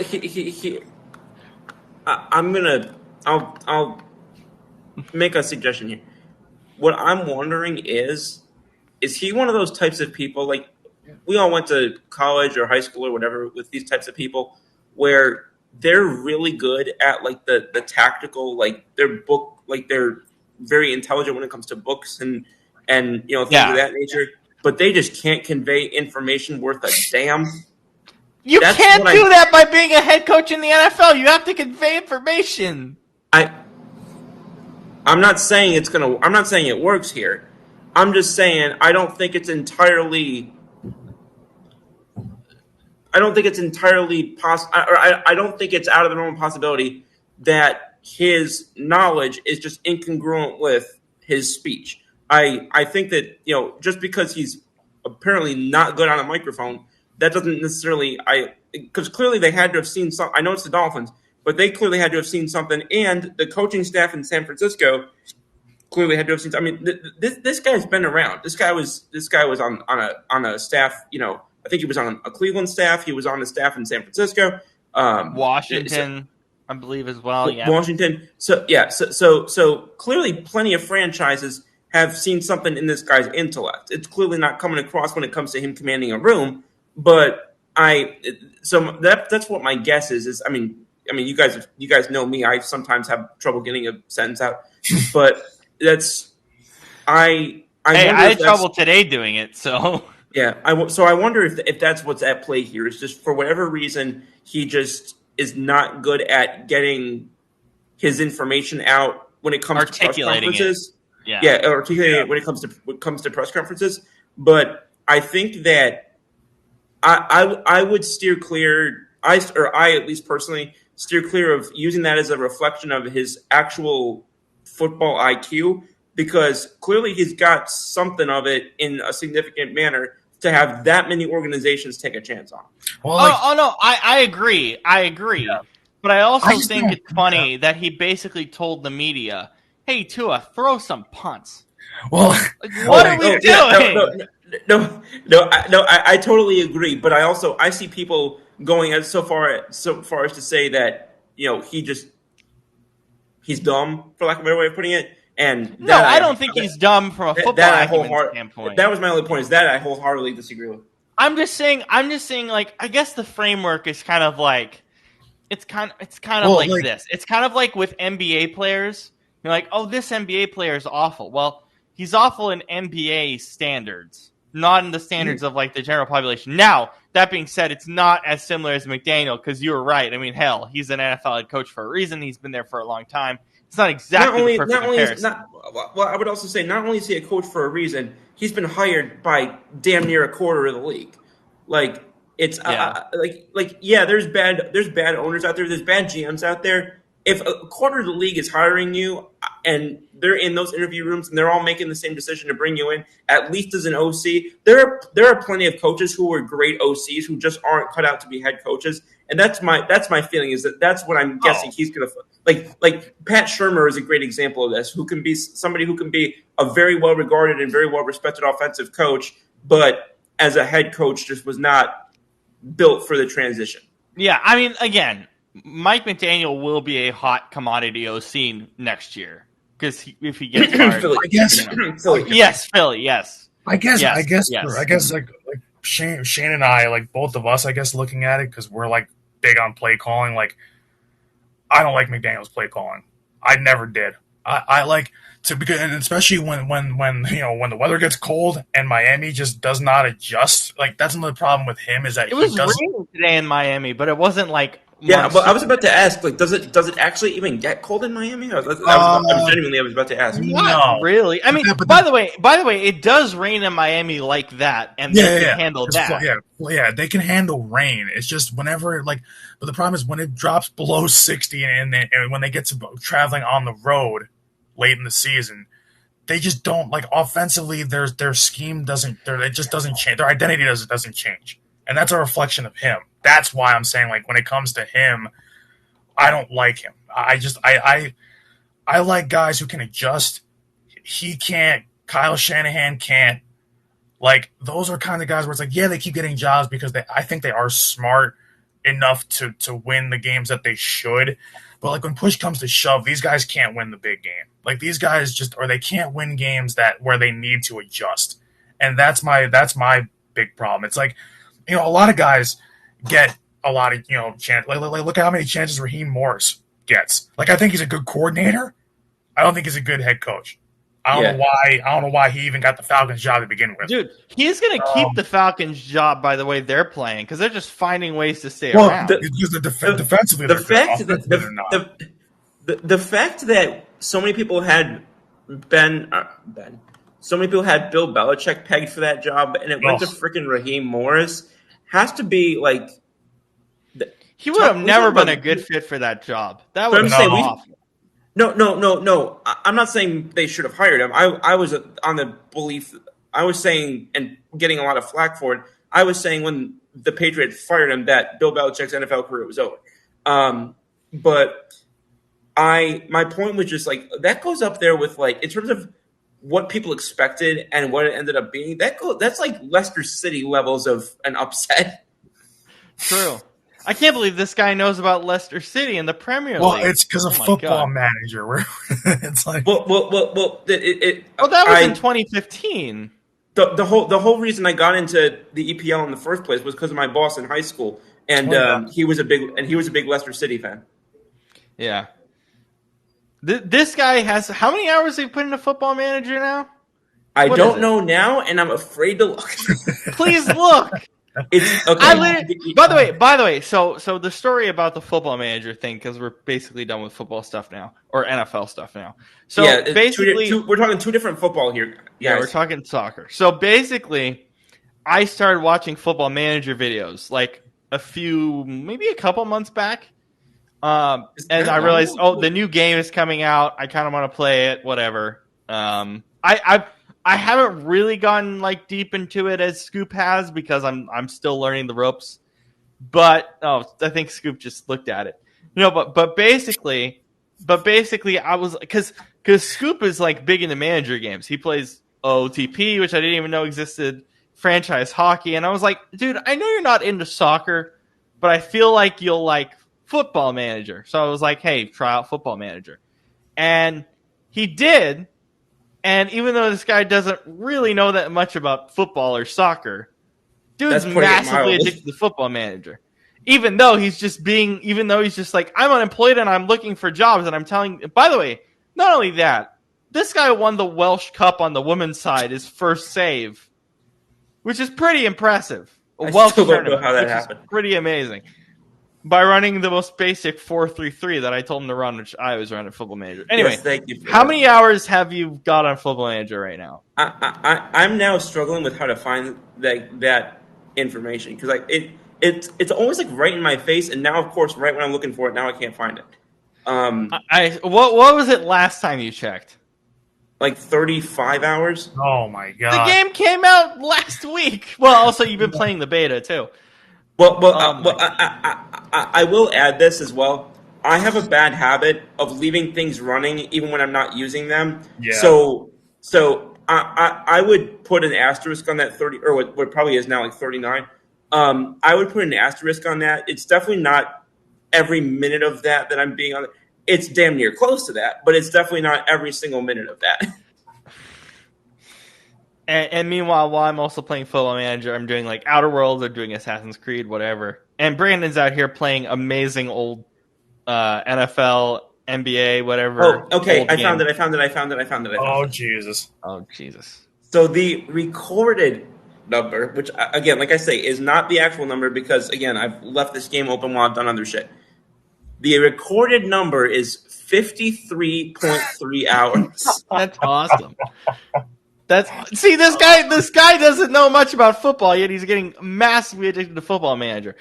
Wait, what's your total hours on OOTP? You want to talk about what I'm terrified to look at? This one's got to be like 1 million hours. That one has to be literally. Well, now, so I have this game through. I have OOTP I have Football Manager through Steam. So that's where it's showing me how much I've played. I don't have OOTP through Steam, so I don't know if I can get that exact. Wait, where do you have OOTP from? It downloads right out of the website. Oh, that's right. You might not have it. But OOTP is Baseball Manager. By the way, talk about what you did to my Mariners on OOTP. Baseball Manager. It's amazing what you did to my Mariners. So Rob was like, just we were just shooting the shit about the game. And he was like, "Oh, do the Mariners, see what you can do." I started the season 17-33, so I started trading off some players. I added players, but they were like pretty like middle of the road players. I think the biggest name that I picked up was Brandon Lowe or Lau, whatever it is, from Tampa. Yeah. Did you pick up a Yankee too? If I did, it was a very niche one. It wasn't like a big name. I proceeded to go like I don't remember what it was. It was like 72-40 to finish the season and win the damn World Series over the Dodgers. Oh my god! I was like, this man has done a better. And by the way, the settings are realistic. Cheap owner, all this shit. Oh yeah, no, like, which I'll plug him now. CBL Cardinals on Reddit does an incredible job of doing off-season saves for MLB for OOTP in particular. Like, I don't know how this guy sleeps. Like the amount of like he should be hired by the actual team that does OOTP because they had some changes and they're looking for new people. He's incredible. I've spoke to him a few times.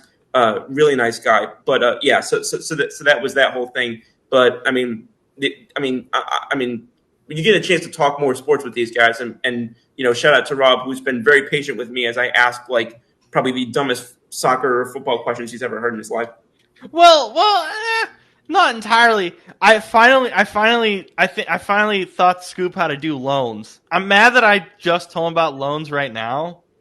I was like, oh, I forgot to tell you about loans, which is like you have to loan people out who aren't playing who are like really young. Yeah, that was confusing the hell out of me because like I would say because I was seeing like U19 and U21. Okay, no. I'm not okay. Wait, this is probably a conversation for off the show, but whatever. We'll do it live. Yeah. Whatever, it's fine. Basically, so not your like second or third team, not your under 20s team. Your first team, the players that aren't playing who are like 19 to 21, you loan them out to give them more experience to different clubs, and then you get them back at the end of the year. I'm talking about your first team. That makes sense. So that they get playing time while they wouldn't on your club. Yeah, and that will bump up their potential and stuff. That makes sense because then I know that when they're 26, they are. 26 is the cap. Yeah, so and I normally like to not loan them when they're like 24 or something because that's kind of when they're gonna unpeak. Yeah. By the way, we also had to teach Brandon and I had to teach Scoop what a corner kick was. The other day. Set pieces. What is set piece? A set piece. Yeah. That I genuinely when I heard this term set piece, I thought that was their uniforms. Oh my god! That's a kit. That's called a kit. They call them kits. Yeah. It's a British thing. You know like soccer like cleats, like the cleats that they wear. It's not called a cleat. What is it? It's called a boot. Yep. A boot? It's called a boot. Yeah, it's called a boot. That's why like what is it? The striker with the most goals in the season wins a golden boot award. Yeah, because it's the shoes. Didn't know that. Yeah. It was so funny because when I was playing the game and they gave me an option to respond, and I don't know what it was. They gave me an option to respond.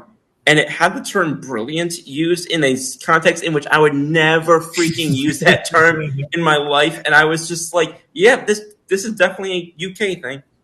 The thing that's why I ended up teaching Scoop about loans and finishing it up here is he's because he's unemployed. He's going on clubs with like no wage budget, no transfer budget, like almost no money. And he's like, why are people sending me offers even though I have no transfer budget? I'm like, dude, I don't know, but you have to get rid of players to get a transfer budget. Yeah, well, and that's something else I've gotten used to now is I've gotten to better understand like when to like sell players off and like about the transfer window, right? I know about the transfer window, but also the transfer score or whatever they call that service that it lets you use. I forgot the name of it. Transfer room or something. The transfer room is an amazing feature because it mirrors real life. That's what teams use in real life. Yeah, so it kind of is like the trade block almost in other sports, and I've been enjoying using, and I've gotten the hang of using that. I'll also use it if like a guy is saying like I want to explore my options after the year. But also I'll use it if someone is like really at risk of getting injured, then I'll do that and I'll typically ask for a little bit more than their range is considered, and then I'll just negotiate down from there. But last thing I'll say on that as well if you want to sign a player, make sure to do it before there's 6 months left on their contract. Because if there's 6 months left on their contract, they're free to sign elsewhere. So you got to sign them before that 6 month window. Thank you. Yeah, that's never come up. And not even in any of the videos have I watched. Does that come up? Yeah, They that's probably like thought that's that like anybody- a general football thing. You know, Well, Brandon, I'm saying they probably thought if anybody was watching these videos, they know a damn thing about soccer. Unlike me. Brandon, we know as Chelsea fans how they spend like billions and billions and dollars on transfers. Yeah. And you know, I the max transfer budget I've gotten playing as Chelsea my first year is $22 million, Oh my god. which is so stupid. Anyway, but Brandon, what are you playing recently? What are you doing? Are you still doing MVP baseball? Yeah, and I pretty much almost never lose. I play that on MVP on the hardest difficulty because I mean you should. I have now I have won back-to-back World Series. I'm looking for my third. I'm looking for the three-peat.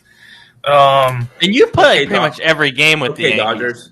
Dodgers. Yeah, I pretty much His roster is like the Dodgers. Yeah, by my the way.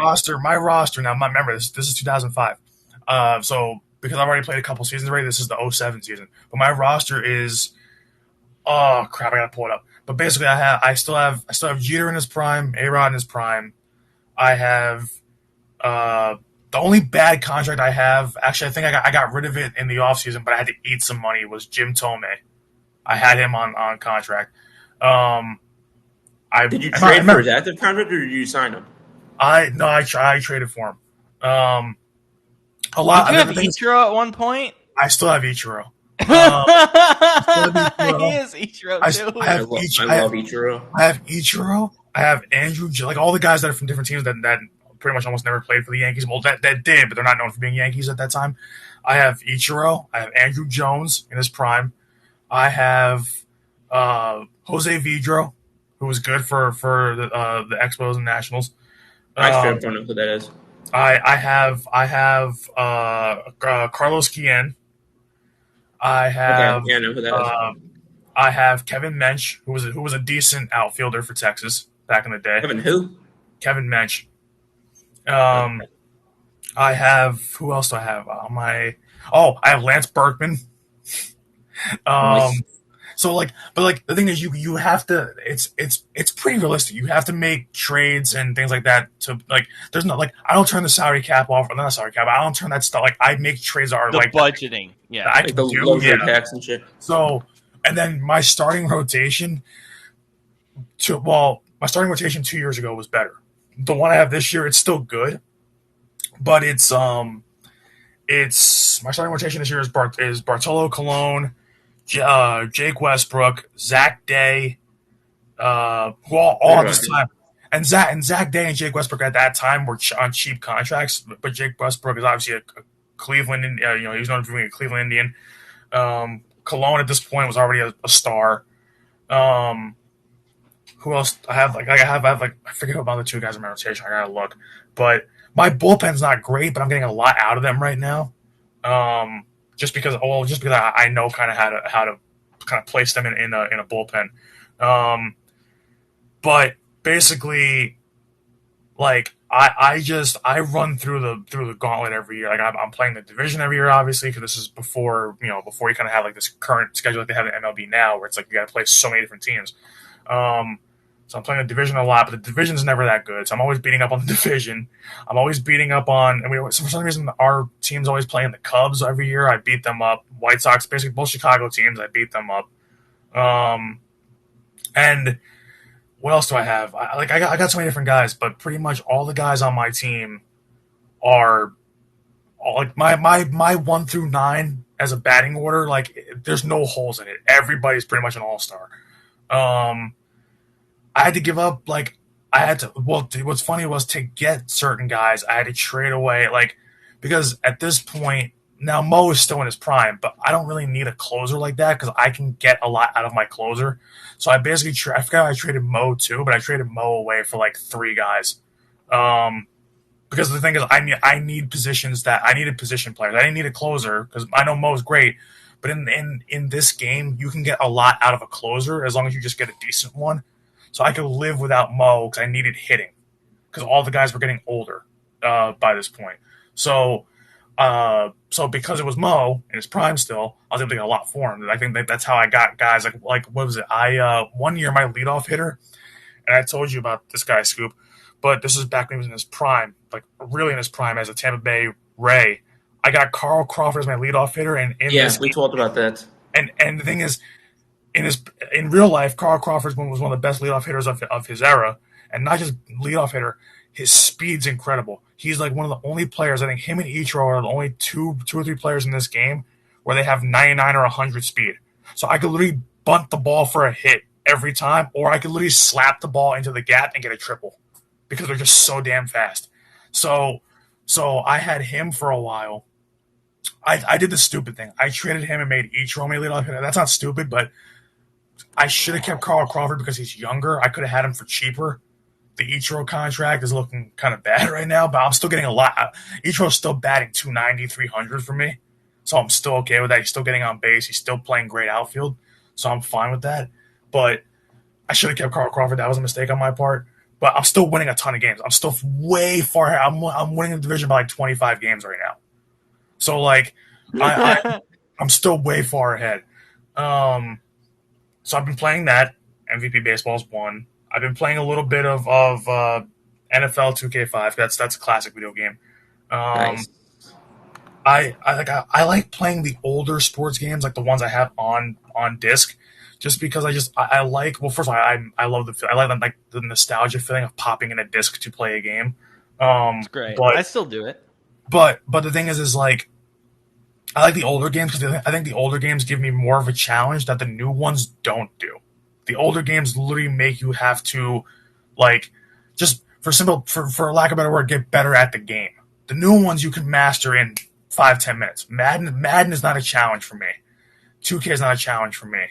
The show is, but that's because we didn't have the show on Xbox until 5 years ago. Yeah. So I'm still getting used to the show. But in terms of like older games, they make you have to get good at them. And they make you have to really think about strategy and things like that. So I like them more. So I've been playing a lot of the older games. MVP Baseball, I've basically got every achievement. I still play it because it's still a playable game. It still has tons of replay value. But I play MVP Baseball. I have all the retro jerseys. There's a lot of unlockables. I have all of the retro jerseys. I have all the retro stadiums. I have all the achievements in the game. I literally have ran through the game. Like, just completely just ruined that disc, and I still play it every day. So, yeah. Fun. All right. Finishing up with baseball. There were two big things. Obviously, Emmanuel Class A, which we can get to, Scoop, if you want to. But also you want to talk Class about A, San Diego. And I know you want to talk about the Gold Glove and just the awards in general. So go ahead, do your spiel. Finish off the night in a good way here. Love it. Yeah. So I've alluded to this. Well, not alluded, but I've kind of like touched on this at different times to various degrees of brevity, to the extent that I can do anything briefly. But when you're, so the Gold Glove Awards came out this past few days, and I'm pulling up the list right now just so that I have everything in front of me. And there are some people that I definitely think make a lot of sense in terms of why they won or how they won or whatever the case may be. But there are some people on here that, I'm sorry, it is painfully obvious that they won for the same reason that I think it was the Royals or somebody completely dominated the All-Star voting back in 2014 and 2015 or whatever it was. And that is strictly because of popularity. It's a popularity contest. Yeah. One second. Pardon? So, I apologize, y'all. You're good. But again, Brandon, you can continue on that. Like, it's been a popularity contest for a while. That's my problem with a lot of sports voting in general, though. Like, but in the MLB, like the MVP is the one where everybody's like, "Oh my god!" MVP is something where it's like, it should just be obvious. But the problem is like, I'm back. Yeah, there you go. You're good. Sorry about that. But anyway, so what I had begun to say is that this whole thing where and you would kind of help me with what I was saying was about it being a popularity contest. Why in the hell are Fernando Tatis on a list like this? He was not, by any stretch of the imagination, one of the top outfielders this past season.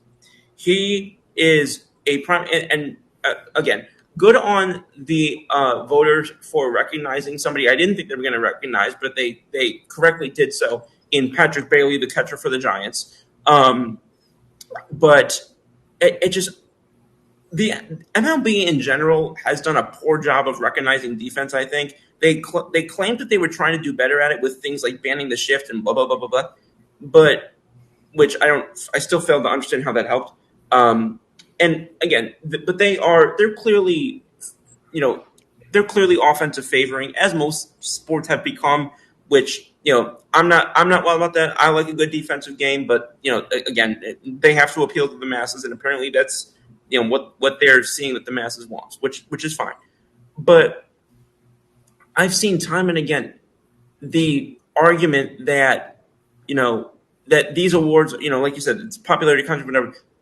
So then why? So that if this is going to be the case, you cannot start turning around and saying that, well, this guy should be a Hall of Famer because he's won this award this many times, or this guy shouldn't be a Hall of Famer because he's only won the award this many times, because these awards are becoming less and less meaningful and less and less appropriate for what they were instituted for, when basically any measure of research or watching the players would tell you that does not substantiate them winning that award, at least that season. And one of the things that I also complained about to y'all was that I've seen people win awards and basically the argument being, or not win awards, and basically the argument being, well, he's already won an award this many times, so yeah, what? That voter fatigue thing. Yeah. So like I'm willing to bet we'll see it. I still think Judge will win the award, but I'm willing to bet we'll see it with some people this year who will vote for Raleigh just because they don't want to vote for Judge again. I'm sure we'll see it with some people for Shohei Ohtani who are just sick and tired of Shohei Ohtani for God knows what reason. And even though this was Shohei's most fun season, even though he didn't really pitch at all. Yeah, and I just, again, just the voting, and this is why, well, at least for the Hall of Fame, this is what I said during last year when the MLB Hall of Fame voting was happening. From my vantage point, I think if you're going to have it be a voting thing, have it be the players who are already in the Hall of Fame who are still living. My vantage point is that if it's supposed to be this like upper echelon and highest pantheon of MLB greats, then they should be the ones who get to determine who's in, and only them. Because, excuse me. Now, granted, I know there's going to be people who push back, and rightfully so, and say, well, people like John Smoltz are and we all know how he's very not well regarded by a lot of fans in terms of being as an analyst and as a reporter or whatever. But I look at and that's, in my opinion, when you look at the awards and at least for the Hall of Fame side of it all, that's the only way around it that I see, or at least the closest to the best way around it that I see, because I'm not understanding why we are so comfortable making these awards a popularity contest and then still using them for major things like that, or when it comes to contract disputes or whatever the case may be, because arbitration that matters for arbitration for these guys. Another one or even contractual bonuses or incentives or whatever. These awards are meaning less and less over the course of time when they just become a popularity contest. It started with the All-Star games, and now we're starting to see it with the Silver Sluggers and the Gold Gloves. And I think it's worse with the Gold Gloves than with the Silver Sluggers, because I think the league just, again, is just inherently becoming biased against defense. So I think it's going to be worse inherently with the Gold Glove Award as a result. But I'm seeing this, and people saying, well, because he's already won it 3 times, I'm going to vote for somebody else. The point of the award is to recognize greatness. And it goes back to what I said 3 weeks ago when I said that I wanted the Dodgers to win the World Series. Why and when did sports become about delegitimizing and disincentivizing and penalizing greatness? I want to see greatness. I want to see the best against the best on the World Series stage, or the Super Bowl stage, or the Stanley Cup stage, or the how's it called, the Larry O'Brien Trophy.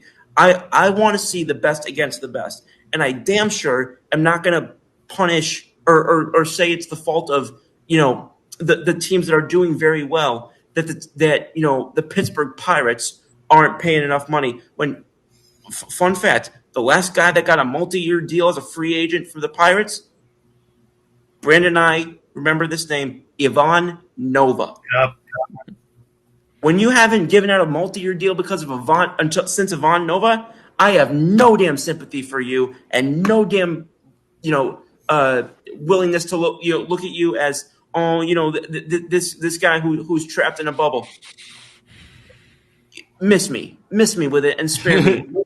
I will say the BBWA has been awful for a long time. That's pretty factual. But the VC is about to come out and do their voting thing, and that's got people. It's like the sort of second chance for people to get into the Hall of Fame, and it's got. I think Don Mattingly's on the ballot again. I'm almost certain both Clemens and Bonds are on it. Yes. There's a couple of other names that I'm forgetting. But I will be curious to see how that goes and see if any of those cases are looked at any differently by the VC versus how they were by the BBW. Can someone tell me why Bernie Williams is not on it? This is from my standpoint.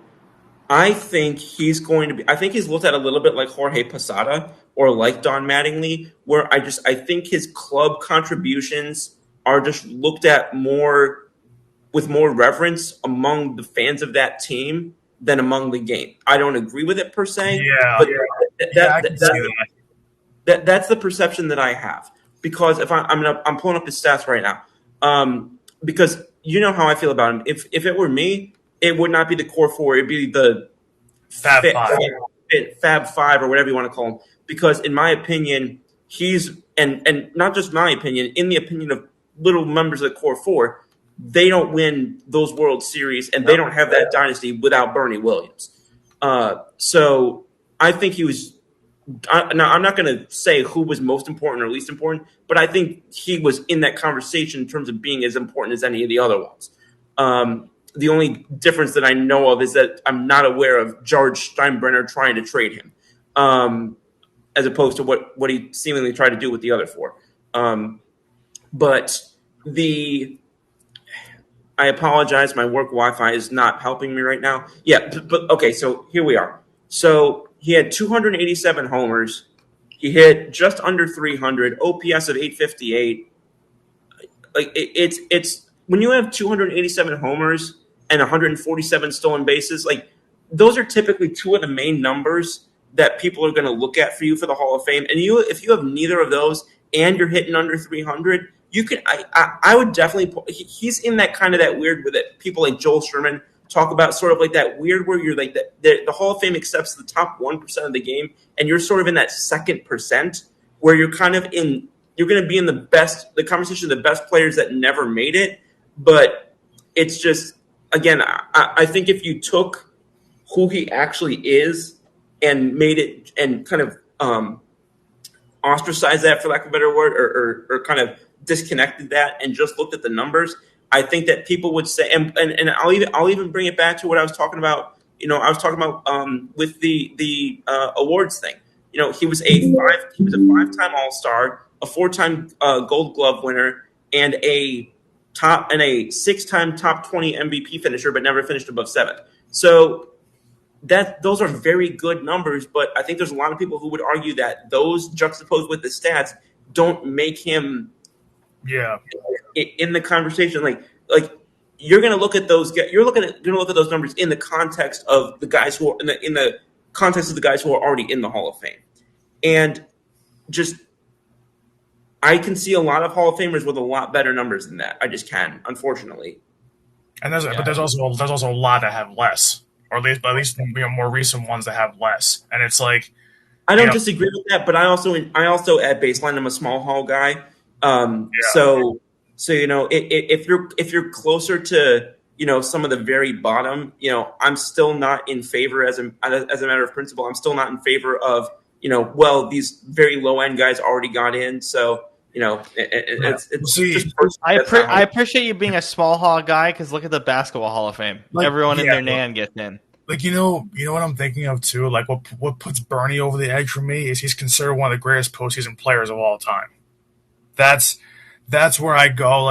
Because the thing is it's not just him winning the rings; it's how important he was to all those rings. Well, yeah. I mean that's the difference for me because if you're talking about, and this is why as much as obviously winning the championship is the most important thing in any sport. But this is why I really hate when people make the ring such a central part of the argument because they use it for LeBron versus MJ. But in basketball, if you're using your rings as your central part of your argument, then Bill Russell becomes the greatest player of all time. Yeah. Bill Russell was playing against plumbers on the weekend. Right. Yeah. And if you're using it in baseball, I have immense love and respect for him. But if you're using it in baseball, then all of a sudden that makes Yogi Berra the GOAT. And I'm sorry, Yogi Berra, I don't even know if Yogi Berra is fully the greatest catcher in Yankees history because at least he has competition from guys like Bill Dickey and company. So yeah, I can see that. So that's where yes, I acknowledge that winning the championship is the most important thing in baseball history, or in baseball or in any other sport. But again, it's like everything else. You can't dumb down sports to one number. Even when you're me and you use wins above replacement or weighted runs created plus, I use the things in concert and in context with one another. You can't. That's one of the beautiful things about sports is you can't. You can try and simplify it down to one or a couple numbers, but you're always going to have to use things in connection with one another.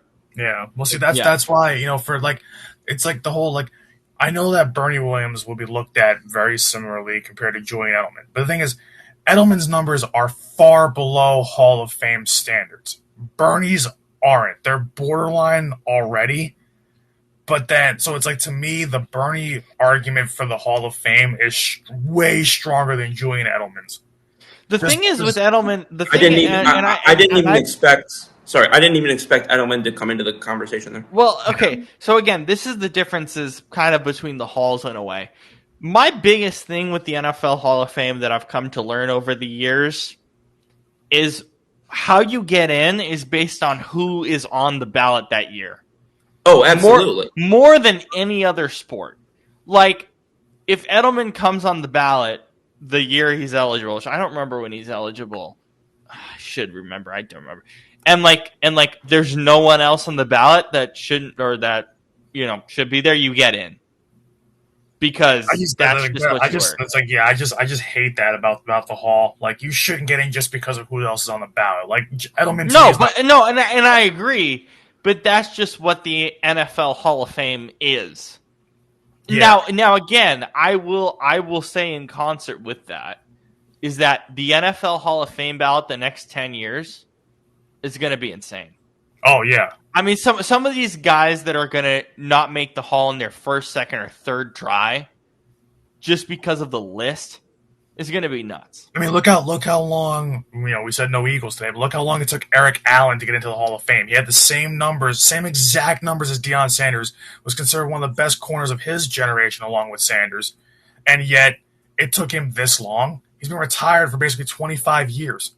Yeah, and that's because of who else is on the ballot. Yeah. Yes, Scoop. According to Francis Romero, the Yankees have emerged among the favorites to sign Imai. Makes sense. Yeah, makes sense. Okay, before I let Brandon go on these topics, Scoop, do you have anything to say that hasn't already been said with our NBA topic on gambling on Class A and Ortiz? Oh, geez, he froze. Did Scoop just die? No. Hey. No. Anyway, Brandon, you can start on that if you'd like. Yeah, the whole gambling thing, I'll get that out of the way first before we get to the more, obviously, lighthearted awards and things like that, and the Hall of Fame debate and whatever else we're going on about tonight. I'm still trying to figure out. There has to be something more to the story to me, because you're not going to get 65 years in prison for something for what they quote unquote did for sports betting and gambling. So I'm struggling to see how you get 65 years for that. That's the potential, pretty much the potential. That's the thing that we've been trying to figure out all day is what makes it 65 years, and I don't actually know. I still did you read through the indictment? You probably read through the indictment more closely than I did. Did you see anything in there that not something egregious enough to get 65 years? Like 65 years is if you commit like a terrorist serial murder. Like 65 years is not a gambling charge or sports betting. That's like what is the common jail sentence for that? Is it actually 65 years? What? Like, what is it for, like, sports betting? I mean, probably, if I had to guess, you would probably get maybe. Well, it depends. Depends on the state. It depends on the state too. Yeah, because some states don't obviously do it. Like, you guys can't sports bet over there. So, by the way, much to my chagrin, even though there are problems with sports betting, the fact that I can't pull up FanDuel is kind of stupid. Yeah, like so you've got that, right? So it depends on the state. Like, I guess if it's in a more strict state when it comes to sports betting, I guess the years would be more severe. If it's in a state where it's sports betting is kind of like a rampant thing, like it's just completely legal, I guess you would get maybe, like, I would say anywhere between like 3 to 10, I guess. But to give somebody 65 years, you have to have done something really egregiously wrong, like, for that to be that sentence. That's a life sentence for that. So, like, I'm not sure why that sentence is potentially going to be that long. We haven't, it's not, we still have to go to court and everything yet, but why the sentence could potentially be that long is ridiculous to me. The examples, so it averages out to 20 years for wire fraud, money laundering, conspiracy to influence is just 5. So the Emmanuel Clase thing comes up here. And then the Amit Patel, I don't know if you remember that. That was like he was basically colluding with like FanDuel. He was a Jags employee, basically. Remember the Jags employee thing? He got 6.5 for stealing $22 million of the Jags money to bet on FanDuel. Yeah, so saying 65 years for what Clase and Ortiz did it doesn't seem right. Something's got to be really, really wrong there in order for them to get that hefty of a sentence. Is it? Wait. If convicted, it's 60. It's 60 because they face everything. They face 20 years per charge. So 20 years for the wire, 20 years for honest services, and 5 for So it is, and 20 years for money laundering. So they did everything. So it's 20, and so it's 325. Yeah, okay. By the way, that still seems like a ton. That still seems like it's still, yeah, that's what I'm saying. It still seems harsh. I don't think they're going to get the full 65. I think that if anything, they'll probably get 40 out of that, which is still a lot, but they'll probably get 40 or maybe 25 out of that, something like that, but not, they shouldn't get 60. I mean, listen, you could probably find them guilty of it, but that's 65. I don't know. Like, I mean, I guess, well, the wire fraud one is the one that's going to be, that one is going to be interesting, but, I think that, the conspiracy. So, I guess I can get it. If they can prove it, then yeah. But I don't like how, see, that's why we keep talking about this country. That then here comes, like, the whole rights and politics thing. That's where you need legal reform. Because that. Well, not only legal reform on a governmental scale, but also for the leagues, clearly. Yeah, because it's like these penalties are making no sense. How people, like, someone could kill another person and get 5 years in jail. Tim Donaghy, which you remember for NBA ref scandals, he got 15 months. So it's like it's and so 3 years of supervised release. It's so inconsistent, and the legalese of it is so weird that it is bizarre. Yeah, like it just doesn't make sense to me. Like we need to have more black and white. Like, I mean, I know. Listen, I know. I mean, it is black and white because basically what they're saying is that it's 2020. But again, that's a lot. Now, I will say, I looked at Emmanuel Classe's pictures. I think I sent it to you guys. Yeah. I looked at it again. He's literally throwing balls in the dirt. He tanked every first pitch. Yeah, he would throw every first pitch in the dirt. He would tank it. Dude, yeah. It literally why was it so obvious? Like, he literally threw it in the fucking dirt. Like, what the hell? Like, it just and like, how do you not think you're not going to get caught by that? Also, that's another thing. If you're a catcher, how do you feel about that situation? Because Classy's coming in a closing situation. Because, like, well, here's the thing: the catcher might not know. So, like, I'm thinking. Well, the catcher might not know, but imagine if that happens repeatedly with you behind the plate, and you have to stretch and grab it while it's going on the ground. You would get so annoyed. Yeah, you would get unbelievably annoyed. Like, your job as a pitcher is to not make the catcher's life as harder. So, yeah, like that's why like going back to the Framber Valdez thing when he literally tags his catcher because they got miscommunication on the one pitch before, and then he crosses up his catcher intentionally just to prove a point. It's like, so you're purposely trying to injure your catcher. You're purposely trying to hurt him and damage your standing with your catcher, with the guy you're supposed to trust. More than anyone in the entire in the entire clubhouse. Just because you guys got crossed up on one pitch, like that's terrible. Like, I don't care. Like, if that was a guy on my team, I don't care how good Framber Valdez is, you'd be gone. You would be gone, because if that's your attitude, I don't want you on my team. Period. What's the story with Valdez? I don't think I know this whole story. Remember, it happened back like in the summer.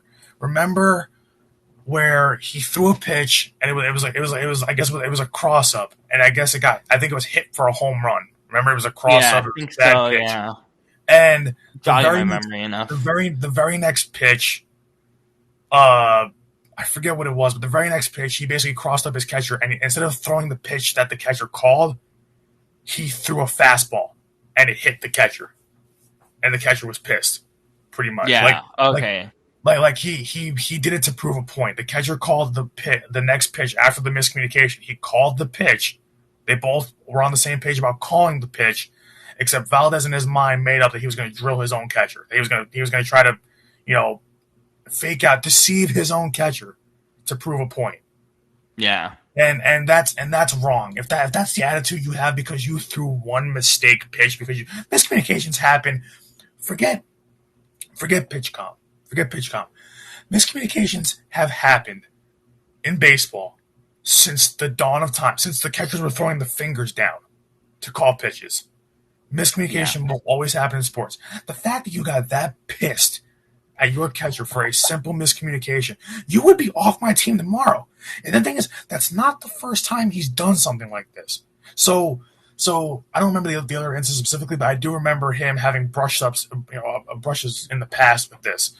And so if that's your attitude, I don't want you anywhere near my baseball team. If you're going to be an asshole, I don't want you. This is just not for baseball. This is for any sport. If you're going to be detrimental, if you're going to basically, this is what's considered conduct detrimental to the team. Yeah. So I do not want a guy around my team if that's going to be his attitude and his relationship with his teammates. I don't want him anywhere near the team. I don't care if this guy is a Hall of Fame player. I don't care. You are off my team. The thing that I'll say on Class A is, not only did I watch the one pitch that they didn't show on the thing I watched, I think it was J9 Innings, I believe is the Instagram account. By the way, fantastic baseball Twitter account. Absolutely brilliant. I don't think he showed it. I don't know. I didn't have the audio on, so maybe he did. There was one pitch. There was one Class A pitch where he was trying to miss, but he got a strike, and he goes, "Fuck!" Yeah, and you could literally hear it. I was like, "Oh my god!" JS 9 Innings. Yeah, and I was like, "Wow, that's bold." Like, you throw a strike and you're actually pissed about it. But again, like, what's the communication with your catcher in that situation? Like, that's the thing that I'm like trying to figure out. Is like, your communication with the catcher is, I'm gonna freaking hit the dirt. Like, what are you doing? Like, I just don't. I don't know. I wish I knew. And there's just it's becoming. This is why we're saying that sports betting in general is becoming a real problem in baseball, and just in sports in general, because it can't be this way. We knew back in the day, guys gambling maybe under the table, but it was never obvious. Now it's out in the open. Now it's now they're basically it's one thing to do something behind someone's back and they don't recognize it. It's another thing to do it blatantly in someone's face, because that's more disrespectful than that. So yeah, that the Emmanuel Class A thing was even the Terry Rozier stuff was pretty blatant, but I understood again. I always understand the process of these. These things take a long time. They just do because it's the FBI. Yeah, my biggest problem is when it comes to sports betting nowadays, and everybody's like, oh well, it's been a thing in sports, since the 1920s, and guys were gambling on horses and gambling on the World Series and whatnot. That's the one thing we can do in Washington. We can gamble on horses at horse places, well, and obviously we can gamble on Indian reservations because that's different. Yeah, but the problem I have is at least back then people were discreet about it and people were going about their own business and handling it on their own time. Sports betting and gambling nowadays is right in front of you. They're not trying to hide it anymore. Now it's right in front of your face. Every ad is a sports betting ad. There's a sports betting segment on every show now. And now players are every game. Players are now more than ever. They are blatantly tanking games and tanking their performance in the name of, look at this. My TV listens to me. Do you know, as I just started the sentence, do you know what just came on TV? It was a BetMGM. BetMGM just came on my TV. We're just talking about it. It just came on my TV. This is what I'm talking about when I talk about Scoop was surprised what he walked into. We're talking about the Emmanuel Class A and the sports betting thing. And how sports betting is in front of your face. Because now, sport, I was telling Rob before you came back in, Scoop, that sports betting, we always knew that this has been a thing since, the betting on horses way back in the 1920s and betting on the World Series under the table and things whatever. But the problem is now, and the thing is, it was bad then and it's bad now. But the reason why to me it's worse now, because now it's being blatantly disrespectful now, because it's right in front of your face, and it's becoming more and more apparent and rampant. So it's now again, the FBI is getting involved. The Department of Justice. It's getting to a point where it's just getting to be just a disgusting behavior that's right in front of our faces, and that no one wants to the FBI is trying to step in, but we need to do something about this, because this is just getting out of hand, completely out of hand now.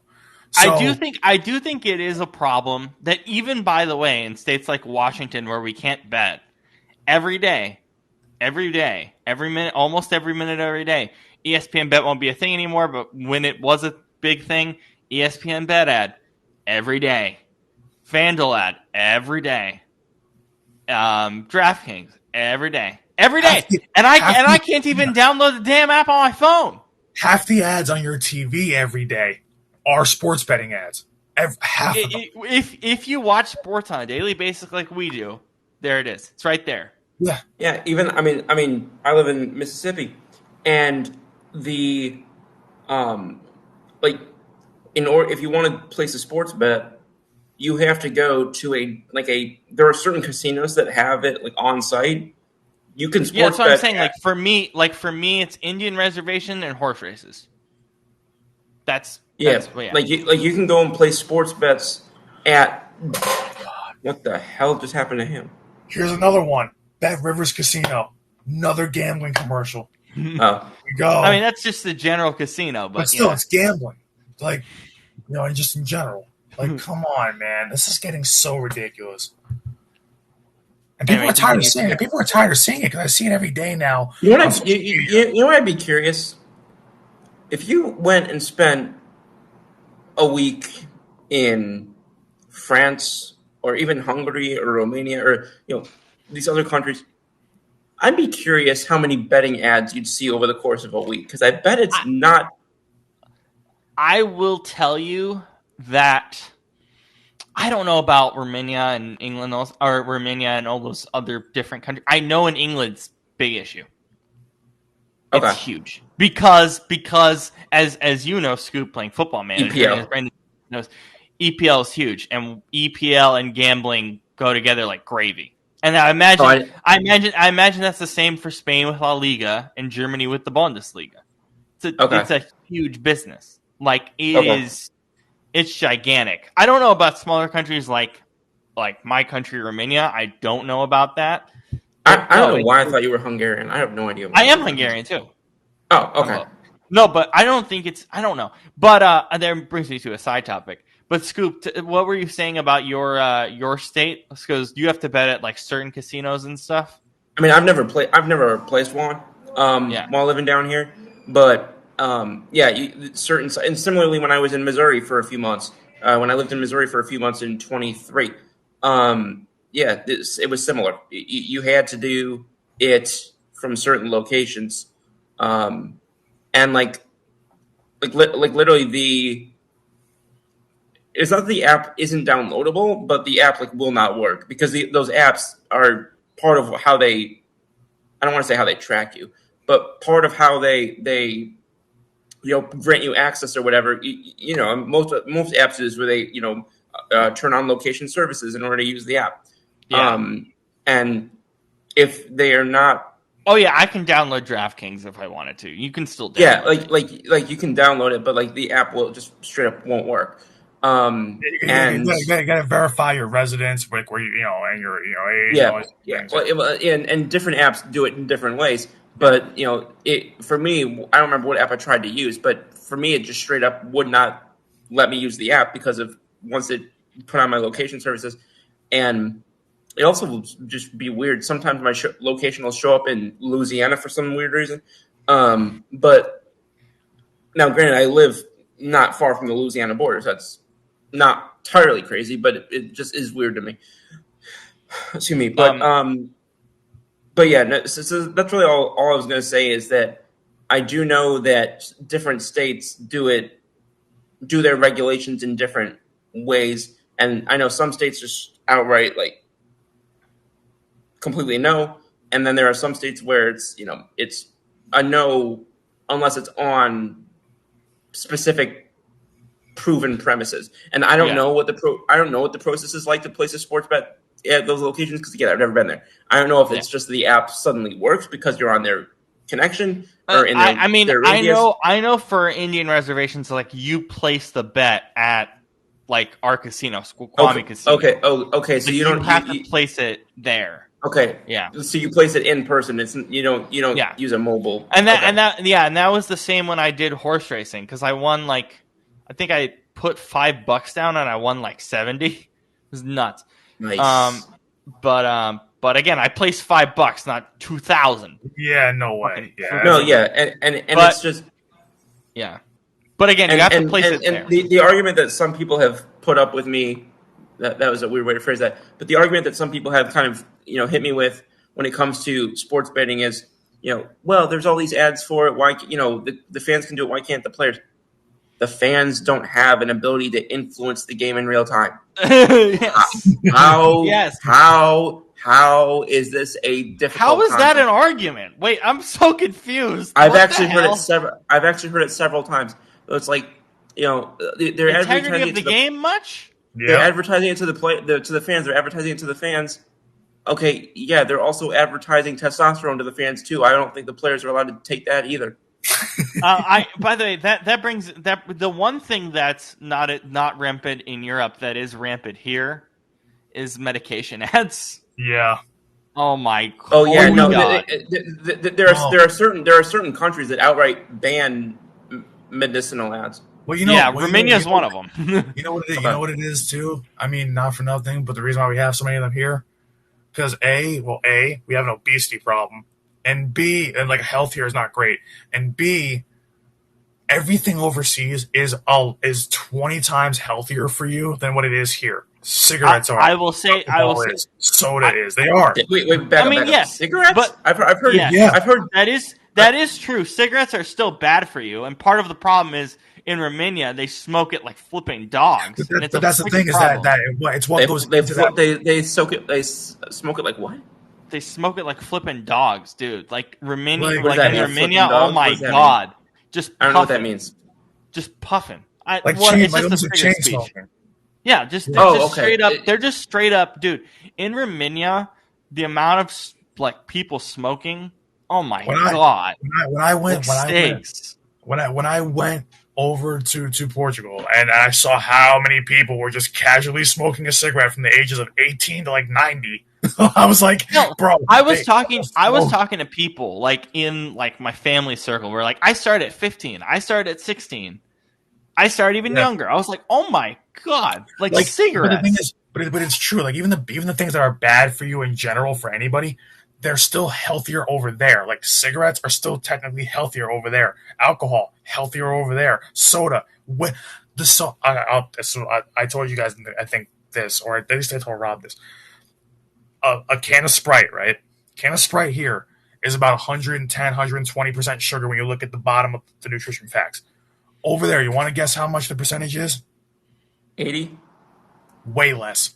Like way less. 50-ish, something like that. Less. It's like 15, 16. Oh my god! What? Yeah. The soda is about 1/10 of the sugar and guess what? It tastes better. It tastes cleaner. Oh yeah, yeah. It's actually good. That's the thing. Like Mexican Coca-Cola is with cane sugar. Yeah. And that's why Trump has been like, that's probably Yeah. the one thing I agree with Trump is that we need cane sugar in our Cokes Yeah. because it's so much better. But it's so true. It's like we have a problem. I've here never in been to terms of Mexico, health. but I do want to try Mexican Coke now. So- Dude, go to your local store. It's there. So And like it's yeah. fantastic. Where? That's a problem. Go to It your really is- local gas station. It's there. I get it at Okay, my well, gas station. I haven't Well, seen I'm it. serious. Not mine. I get it Not at my mine. gas station. Not I get it at mine. my gas station. I Like, do. Or I did. Maybe I don't have it mean- anymore. Oh, like you know what it is like we see all those medicine ads because it's like the thing is over here we eat a lot, like our stuff is very very very heavily processed. Overseas it's fresh, the meat is fresh, fish is fresh. can I eggs are add something? Can I add something on that? Because it's Yeah. unbelievable how well timed this is. So just then, when I went upstairs because my laptop died and I had to go grab my charger and then fight my cat to let me get to the door, I have the TV on because I keep the TV on. returning. Yeah, I have the TV going. I have the TV going most of the time, either whether I'm watching it or for background noise. And I have the TV going, and they did a medication. I don't remember the name of the medication, but it was for mental health, Yeah. and it was going through the side effects. Your first one is may cause suicide every time, and it's so bad. May cause unexpected behavior or thoughts of Behavioral suicide. changes. Yeah. Behavioral changes or thoughts of suicide. I'm like, Yeah. Every single medication. Has why For- would for- I take that? I'm like you're telling me this medication is to help my depression, and it could make it worse. Cause it. It actually could make it so much worse. It depends on the med. And I'm sitting there and I'm thinking to myself, and we wonder why so many people didn't want to take the COVID vaccine. I just can't imagine why it's so difficult for people to trust. Because medication. I see where you're going. It's part of the misinformation thing. People just don't trust stuff. Well, in general. Let me be clear. I didn't intend to go down the COVID vaccine route. But by the way, I was gonna go down a COVID thing too because we were joking about this with Josh last season because they started doing COVID med ads. So the ads on Monday Night Football would be your Monday Night Football game that's coming up next week, COVID med, HIV med, Ozempic, Yeah. some other random thing, and it's like back to back to back to back. Yeah, and then Dick's Sporting Goods to finish it off for some stupid reason.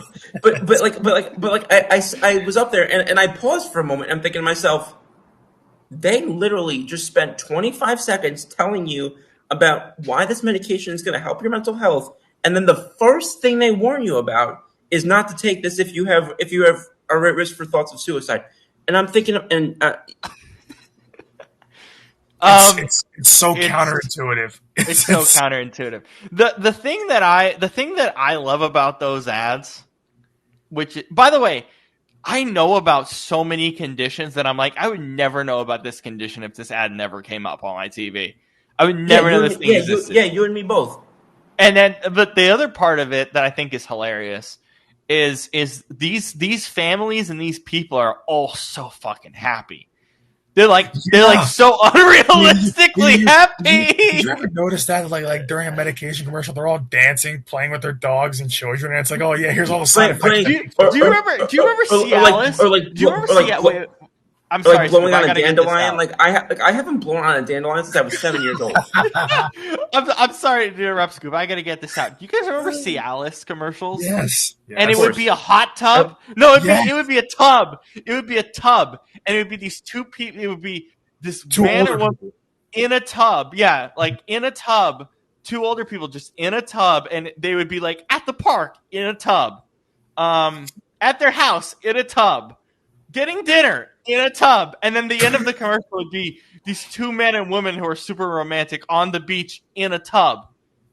Like I'm talking like a bathtub.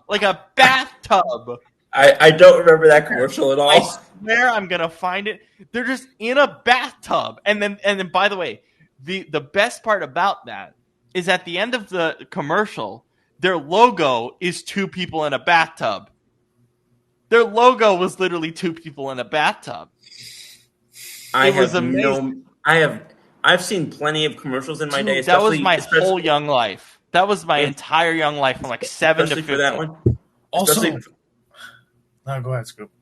I was gonna say I've seen a lot of commercials, especially when it comes to like Cialis or similar medications. I cannot afford and I still remember commercials I saw when I was like 11. Cialis. It might have been something else, but I know it started with the C. But still, I still remember a lot of commercials from when I was like 9, 10, 11, 12 years old. I definitely don't remember that one. Dude, it was really creepy. You know, I was why are these people in a bathtub in the middle of a park? We are the only, I think, at least from what I've seen, like overseas also, once again, because they don't get sick and they live to be 120 years old. Unless if you're chain smoking all the time, but yeah. Even then. Even then, how many people have you seen? The question is like, oh, how did you get to be 118 years old? Oh, it's like I smoke 3 packs a day. I drank 7 quarts of Dr. Pepper. I drank 2 glasses of red wine with every meal. Yeah, and I my meal was a 40-ounce steak every night. Like, yeah, all right. By the way, that's the Al Michaels thing. Al Michaels like only eats meat, never eats vegetables. Dude's fucking amazing. Have you guys ever seen the video? Do you guys remember the former manager of the White Sox and the Marlins, Ozzie Guillen? Yeah. I'm a huge Ozzie Guillen fan, and a lot of people aren't. But he did an interview a couple of years ago, and he was saying, we always tell these guys, don't gain weight, be careful what you eat. He said, fat, you can't pull. And then he says, I remember when I was younger, you tell guys they were down in 6, 7, 12 Budweiser, give them 3 hamburger and go get it, boys. And they play all year long. Dude, AJ Pierzynski, one of the great commentator. I love AJ Pierzynski. I don't understand why people hate him so much. He was a good player in his day too. Because he literally looks like our vice president. That's why. He kind of does. He does. I don't see it at all. But anyway, okay. Because one of the things he said is when he played, he would literally be drunk and playing. He would be in the dugout and just straight up shag beers. Bro, Josh Gordon played high. Some people that was a little different, but it's still. I mean, well, also he played better high, but another thing. But CC Sabathia. I thank God that he got better from his disease and things of that nature. CC Sabathia literally pitched better when he was at 290. He pitched better when he was heavier, and he even said that he was like when I was literally pitched when I was heavier, when I didn't drop 70 pounds. He's like,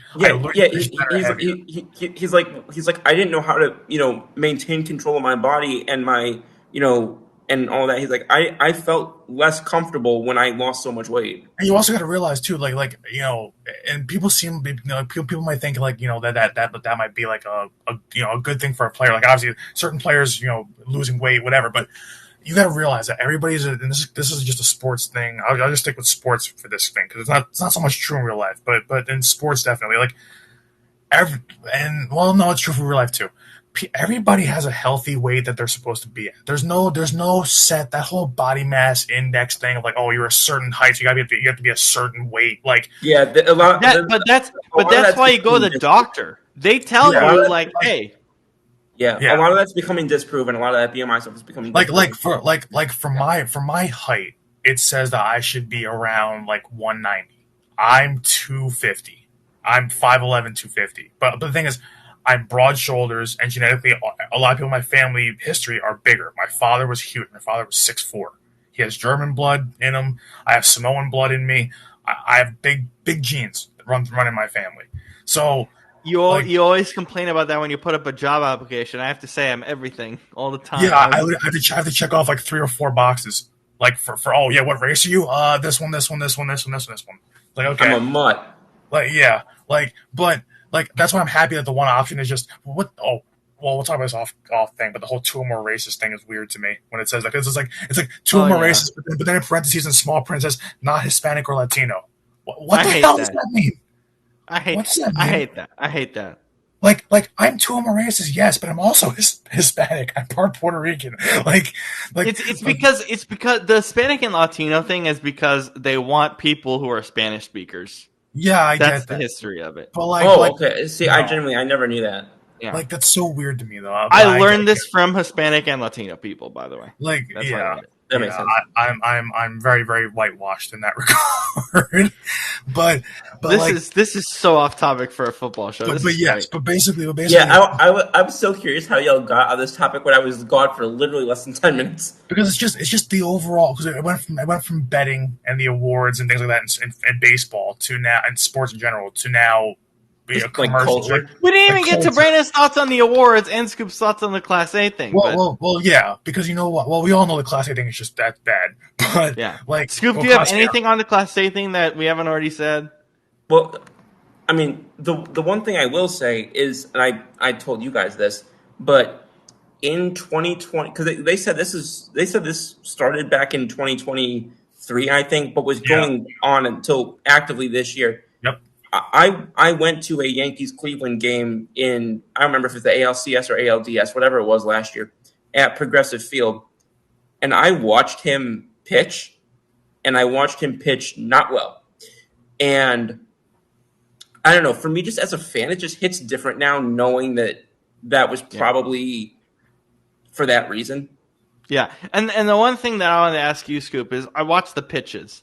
As a catcher, how mad would you be if your pitcher just hits the dirt every time as a closer? So, as your first pitch. So, I mean, honestly, I think there would come a point where I would probably just set up lower, to be honest.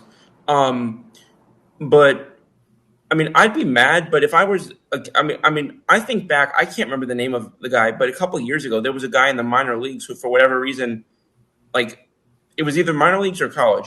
I think it was minor leagues. Like, essentially like threw a game because he wanted to go home or something like that, and it was like when they were either in the postseason or in contention for the postseason. I know I'm only remembering. Might have been college. I know what you're talking about. Yeah, I swore it was minor league baseball. Yeah, but I'm just but like when I see things like that, I'm thinking to myself. I mean, moreover than I'm pissed off that you have the control of Charlie Sheen in Major League One. I would be even more pissed off, way more pissed off about the fact that you're basically, and here's one of the many things that doesn't make sense. You're choosing money over success for the team. But if you pitch well and your team succeeds, you're probably going to get more fucking money anyway. And Emmanuel Clase, at this time last year, we said he was the best closer in baseball. What the hell just happened? All right, Mickey. Mickey Mouse. What just happened there? Because again, he probably would have been a Hall of Famer if it wasn't for this betting scandal. Yeah, on his way to being one, yeah. He was well on his way to being, I would never compare anybody to 42, but the best we've seen since 42. What do we always say? What's one of the 7 deadly sins? What is it? I don't know which one you're going for here. I do. Greed. Okay. So money is the root of all evil. They always say that, and then thing is greed, and greed is kind of what follows it. So, yeah, which I totally agree with, and I totally level with. But it just goes back to I can't get over the fact that in my head that he probably cost himself money doing this stupid shit. That's what I'm saying too. Oh my god, it's baseball. Do you know how much money is in baseball? Especially now for relief pitchers, you couldn't find a relief pitcher getting a 5th year a few years ago before the oldest Chapman deal. You could, and I mean, he could have been. I don't think any have gotten hundreds thus far, but he could have been the first reliever to break 100. Yeah, I think easily. And now they're saying then now Diaz's contract is going to be massive wherever he goes this offseason. But But I'm sorry to interrupt your train of thought, Brandon. If you had anything else on the body mass index and all that stuff. None of that stuff. I mean, I'm done with that. That's a whole rant. But the award thing, like Scoop was saying with the awards. Yeah, let's finish up with the awards thing. So like Scoop was saying, it's become such a bad popularity contest thing. But it's like we're getting to a point where it's like a couple of years ago with the Pro Bowl. Why the hell is Huntley a Pro Bowler? Why? By the way, can I interrupt you really quick? Yeah. Whoever decided to put the Pro Bowl games on a Tuesday, I'm very upset with you. Yeah. What? Why is it on a Tuesday during Super Bowl week? By the way, do you know how we always have fun doing that Pro Bowl party thing? Yeah. I'm still trying to figure out how to do that because are we recording on a random Tuesday night during Super Bowl week? Probably not. No. Why? Why? There's no point. So we're gonna probably watch a movie and do other fun stuff. Yeah. But I'm like, why is it on a random Tuesday? Are we gonna record on a random Tuesday for the Pro Bowl? We've already taken the Pro Bowl from what it was 10, 20 years ago and beyond that to like actually being an actual game with seeing the best of the best play that weren't in the Super Bowl to now it's become like this. It's just skill challenges. Yeah, it's just skill challenges and dumbed down Madden games, and now they realize that nobody's watching it, so that's why they're putting it on a Tuesday for that reason. I just hate it because it's a good 3 hours to spend on your Sunday. So at this point, just get rid of the entire game. Get rid of the event. Vote for the Pro Bowl. Let the fans vote for it and get rid of it. Exactly. Let the fans vote for the Pro Bowl. Let that popularity contest be a thing, and then vote for the All Pro. Don't even play a game anymore because now it's just insulting now. So it's like I hate when I see guys. That's why. Oh, can I say a counter that people will say? Yeah. Oh, it's a way for NFL players to get acclimated with flag football rules for the Olympics. Oh, what's a way to get acclimated for that? When you go to Team USA. That's how you get acclimated for it. Do you know how NBA players do international games? They go and do it in the summer and they figure it out and they win. I have no problem with first of all, it's flag football. I mean, listen, it's different than national tackle, obviously, but flag football is still football. These are professional football players. You mean to tell me they don't know how to play flag football, which is easier than what they do for a living that they get paid millions of dollars for? Okay, that's such a piss poor excuse. But that's basically the excuse. Yeah, I don't agree with it, but that's what it is. Yeah, I know. It doesn't hold any weight, but it's I hate when fans are oh yeah, how did this guy not make the Pro Bowl? I'm like, why do you still care about the Pro Bowl in the 2020s at this point? I care about the All Pros. Those are more important because those actually have some merit to them. And by the way, it's actually good media people voting for it, unlike baseball. Yeah. The one award that I do not have a problem with is when they vote for All Pros because those are 99% of the time they're usually dead accurate. Yeah, I'm rarely do they miss. Yeah. So it's certain guys missed the cut and we're oh this guy missed the cut, but And I guess that's why they have the Pro Bowls. I guess certain guys that would have missed the cut for the All Pro can still get recognized. Yeah. But again, the reason why Hundley was a Pro Bowler is because all the other quarterbacks opted out that year. So they had to pick somebody. But at the same time, which again is stupid because it's still on his record as a Pro Bowler, even as a reserve. So it's like there's guys who played in this league who were great players who never made a Pro Bowl. So you're putting that guy in a Pro Bowl, that guy that doesn't even deserve to be. Tom Brady, I think only played in like 2 Pro Bowls in his career. He made a frick ton of Pro Bowls. Yeah, he was too busy playing in Super Bowls. That's why. Well, not only that, he also just said no to it later in his career. Yeah, he did. Whatever. Well, he even said, "Well, didn't he have that famous quote? What teammate did he say it to? It was like Takeo Spikes, or whatever it was. He said to me because it's one of the teammates was crying about not making the Pro Bowl. He's like, "What are we playing this game for? We're playing to win a championship, not make a stupid Pro Bowl." Yeah. He's like, "Well, what are we doing this for then?" So like he got the guy to snap out of it. He's like, "It's ridiculous. The guys are trying to play." Yeah. And by the way, there are guys who play a great season. Like last year, there were a couple who played a great season and made the Pro Bowl on special teams. I'm like, for special teams, it matters. I get it for special teams, or for or for certain linemen because linemen don't get recognized enough, especially offensive linemen. Yeah, don't get recognized enough. Like that I'm okay with. But when it's when certain receivers and certain quarterbacks and certain running backs are making it in over ones who are far better, I'm like, guys, what the hell are we voting for at this point? There's no way some of these guys should be making it in over. By the way, I think Pro Bowl voting is in 2 weeks, so I'll update you guys on that. Do you know how pissed I was that people held the first month of Cody Bellinger's performance against him in terms of why he wasn't an all-star? I'm like, but he's literally an all-star caliber player and has been in his career. And I don't hold one bad month against him when after that he became one of the hottest hitters in baseball. I'm not going to hold that against Cody Bellinger. Cody Bellinger was an all-star snub because at that time, well, even past that, there's no reason why J-Rod and Randy Rosarena, because Randy I think eventually replaced J-Rod for that game.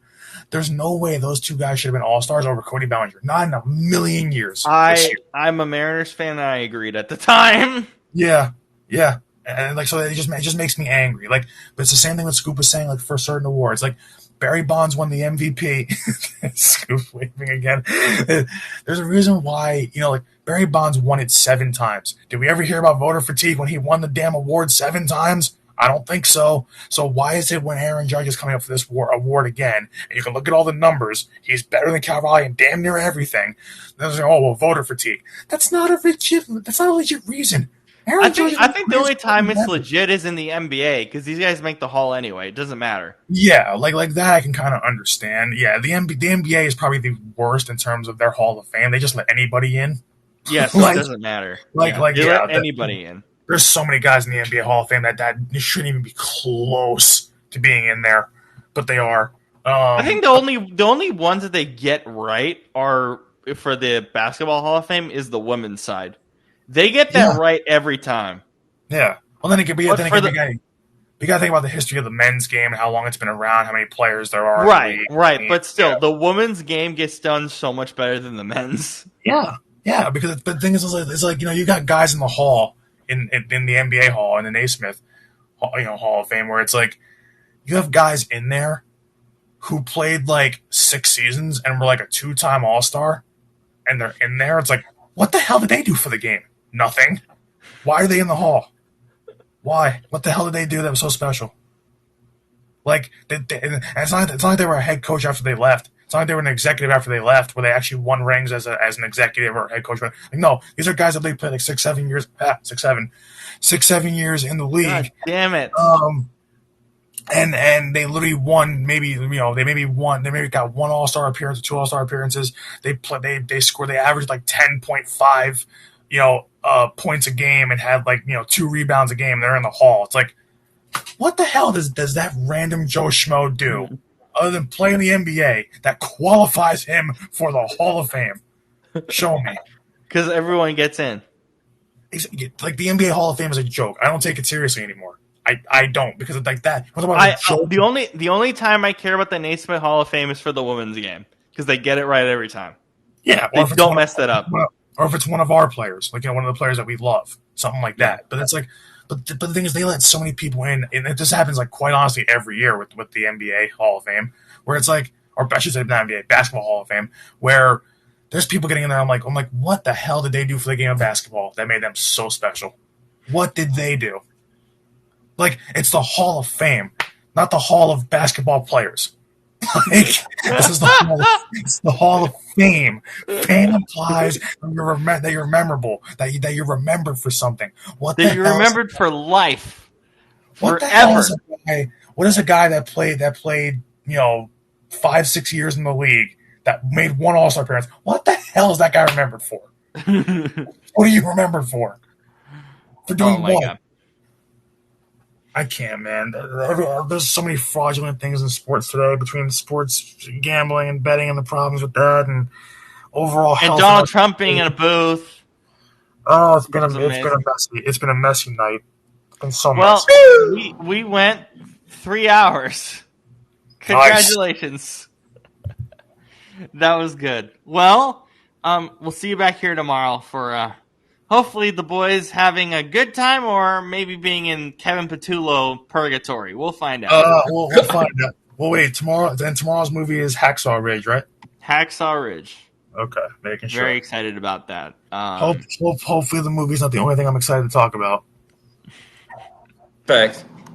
Oh my god! And I think the week after we're doing Wild Robot, a really great animated film. That's a good movie. Yeah.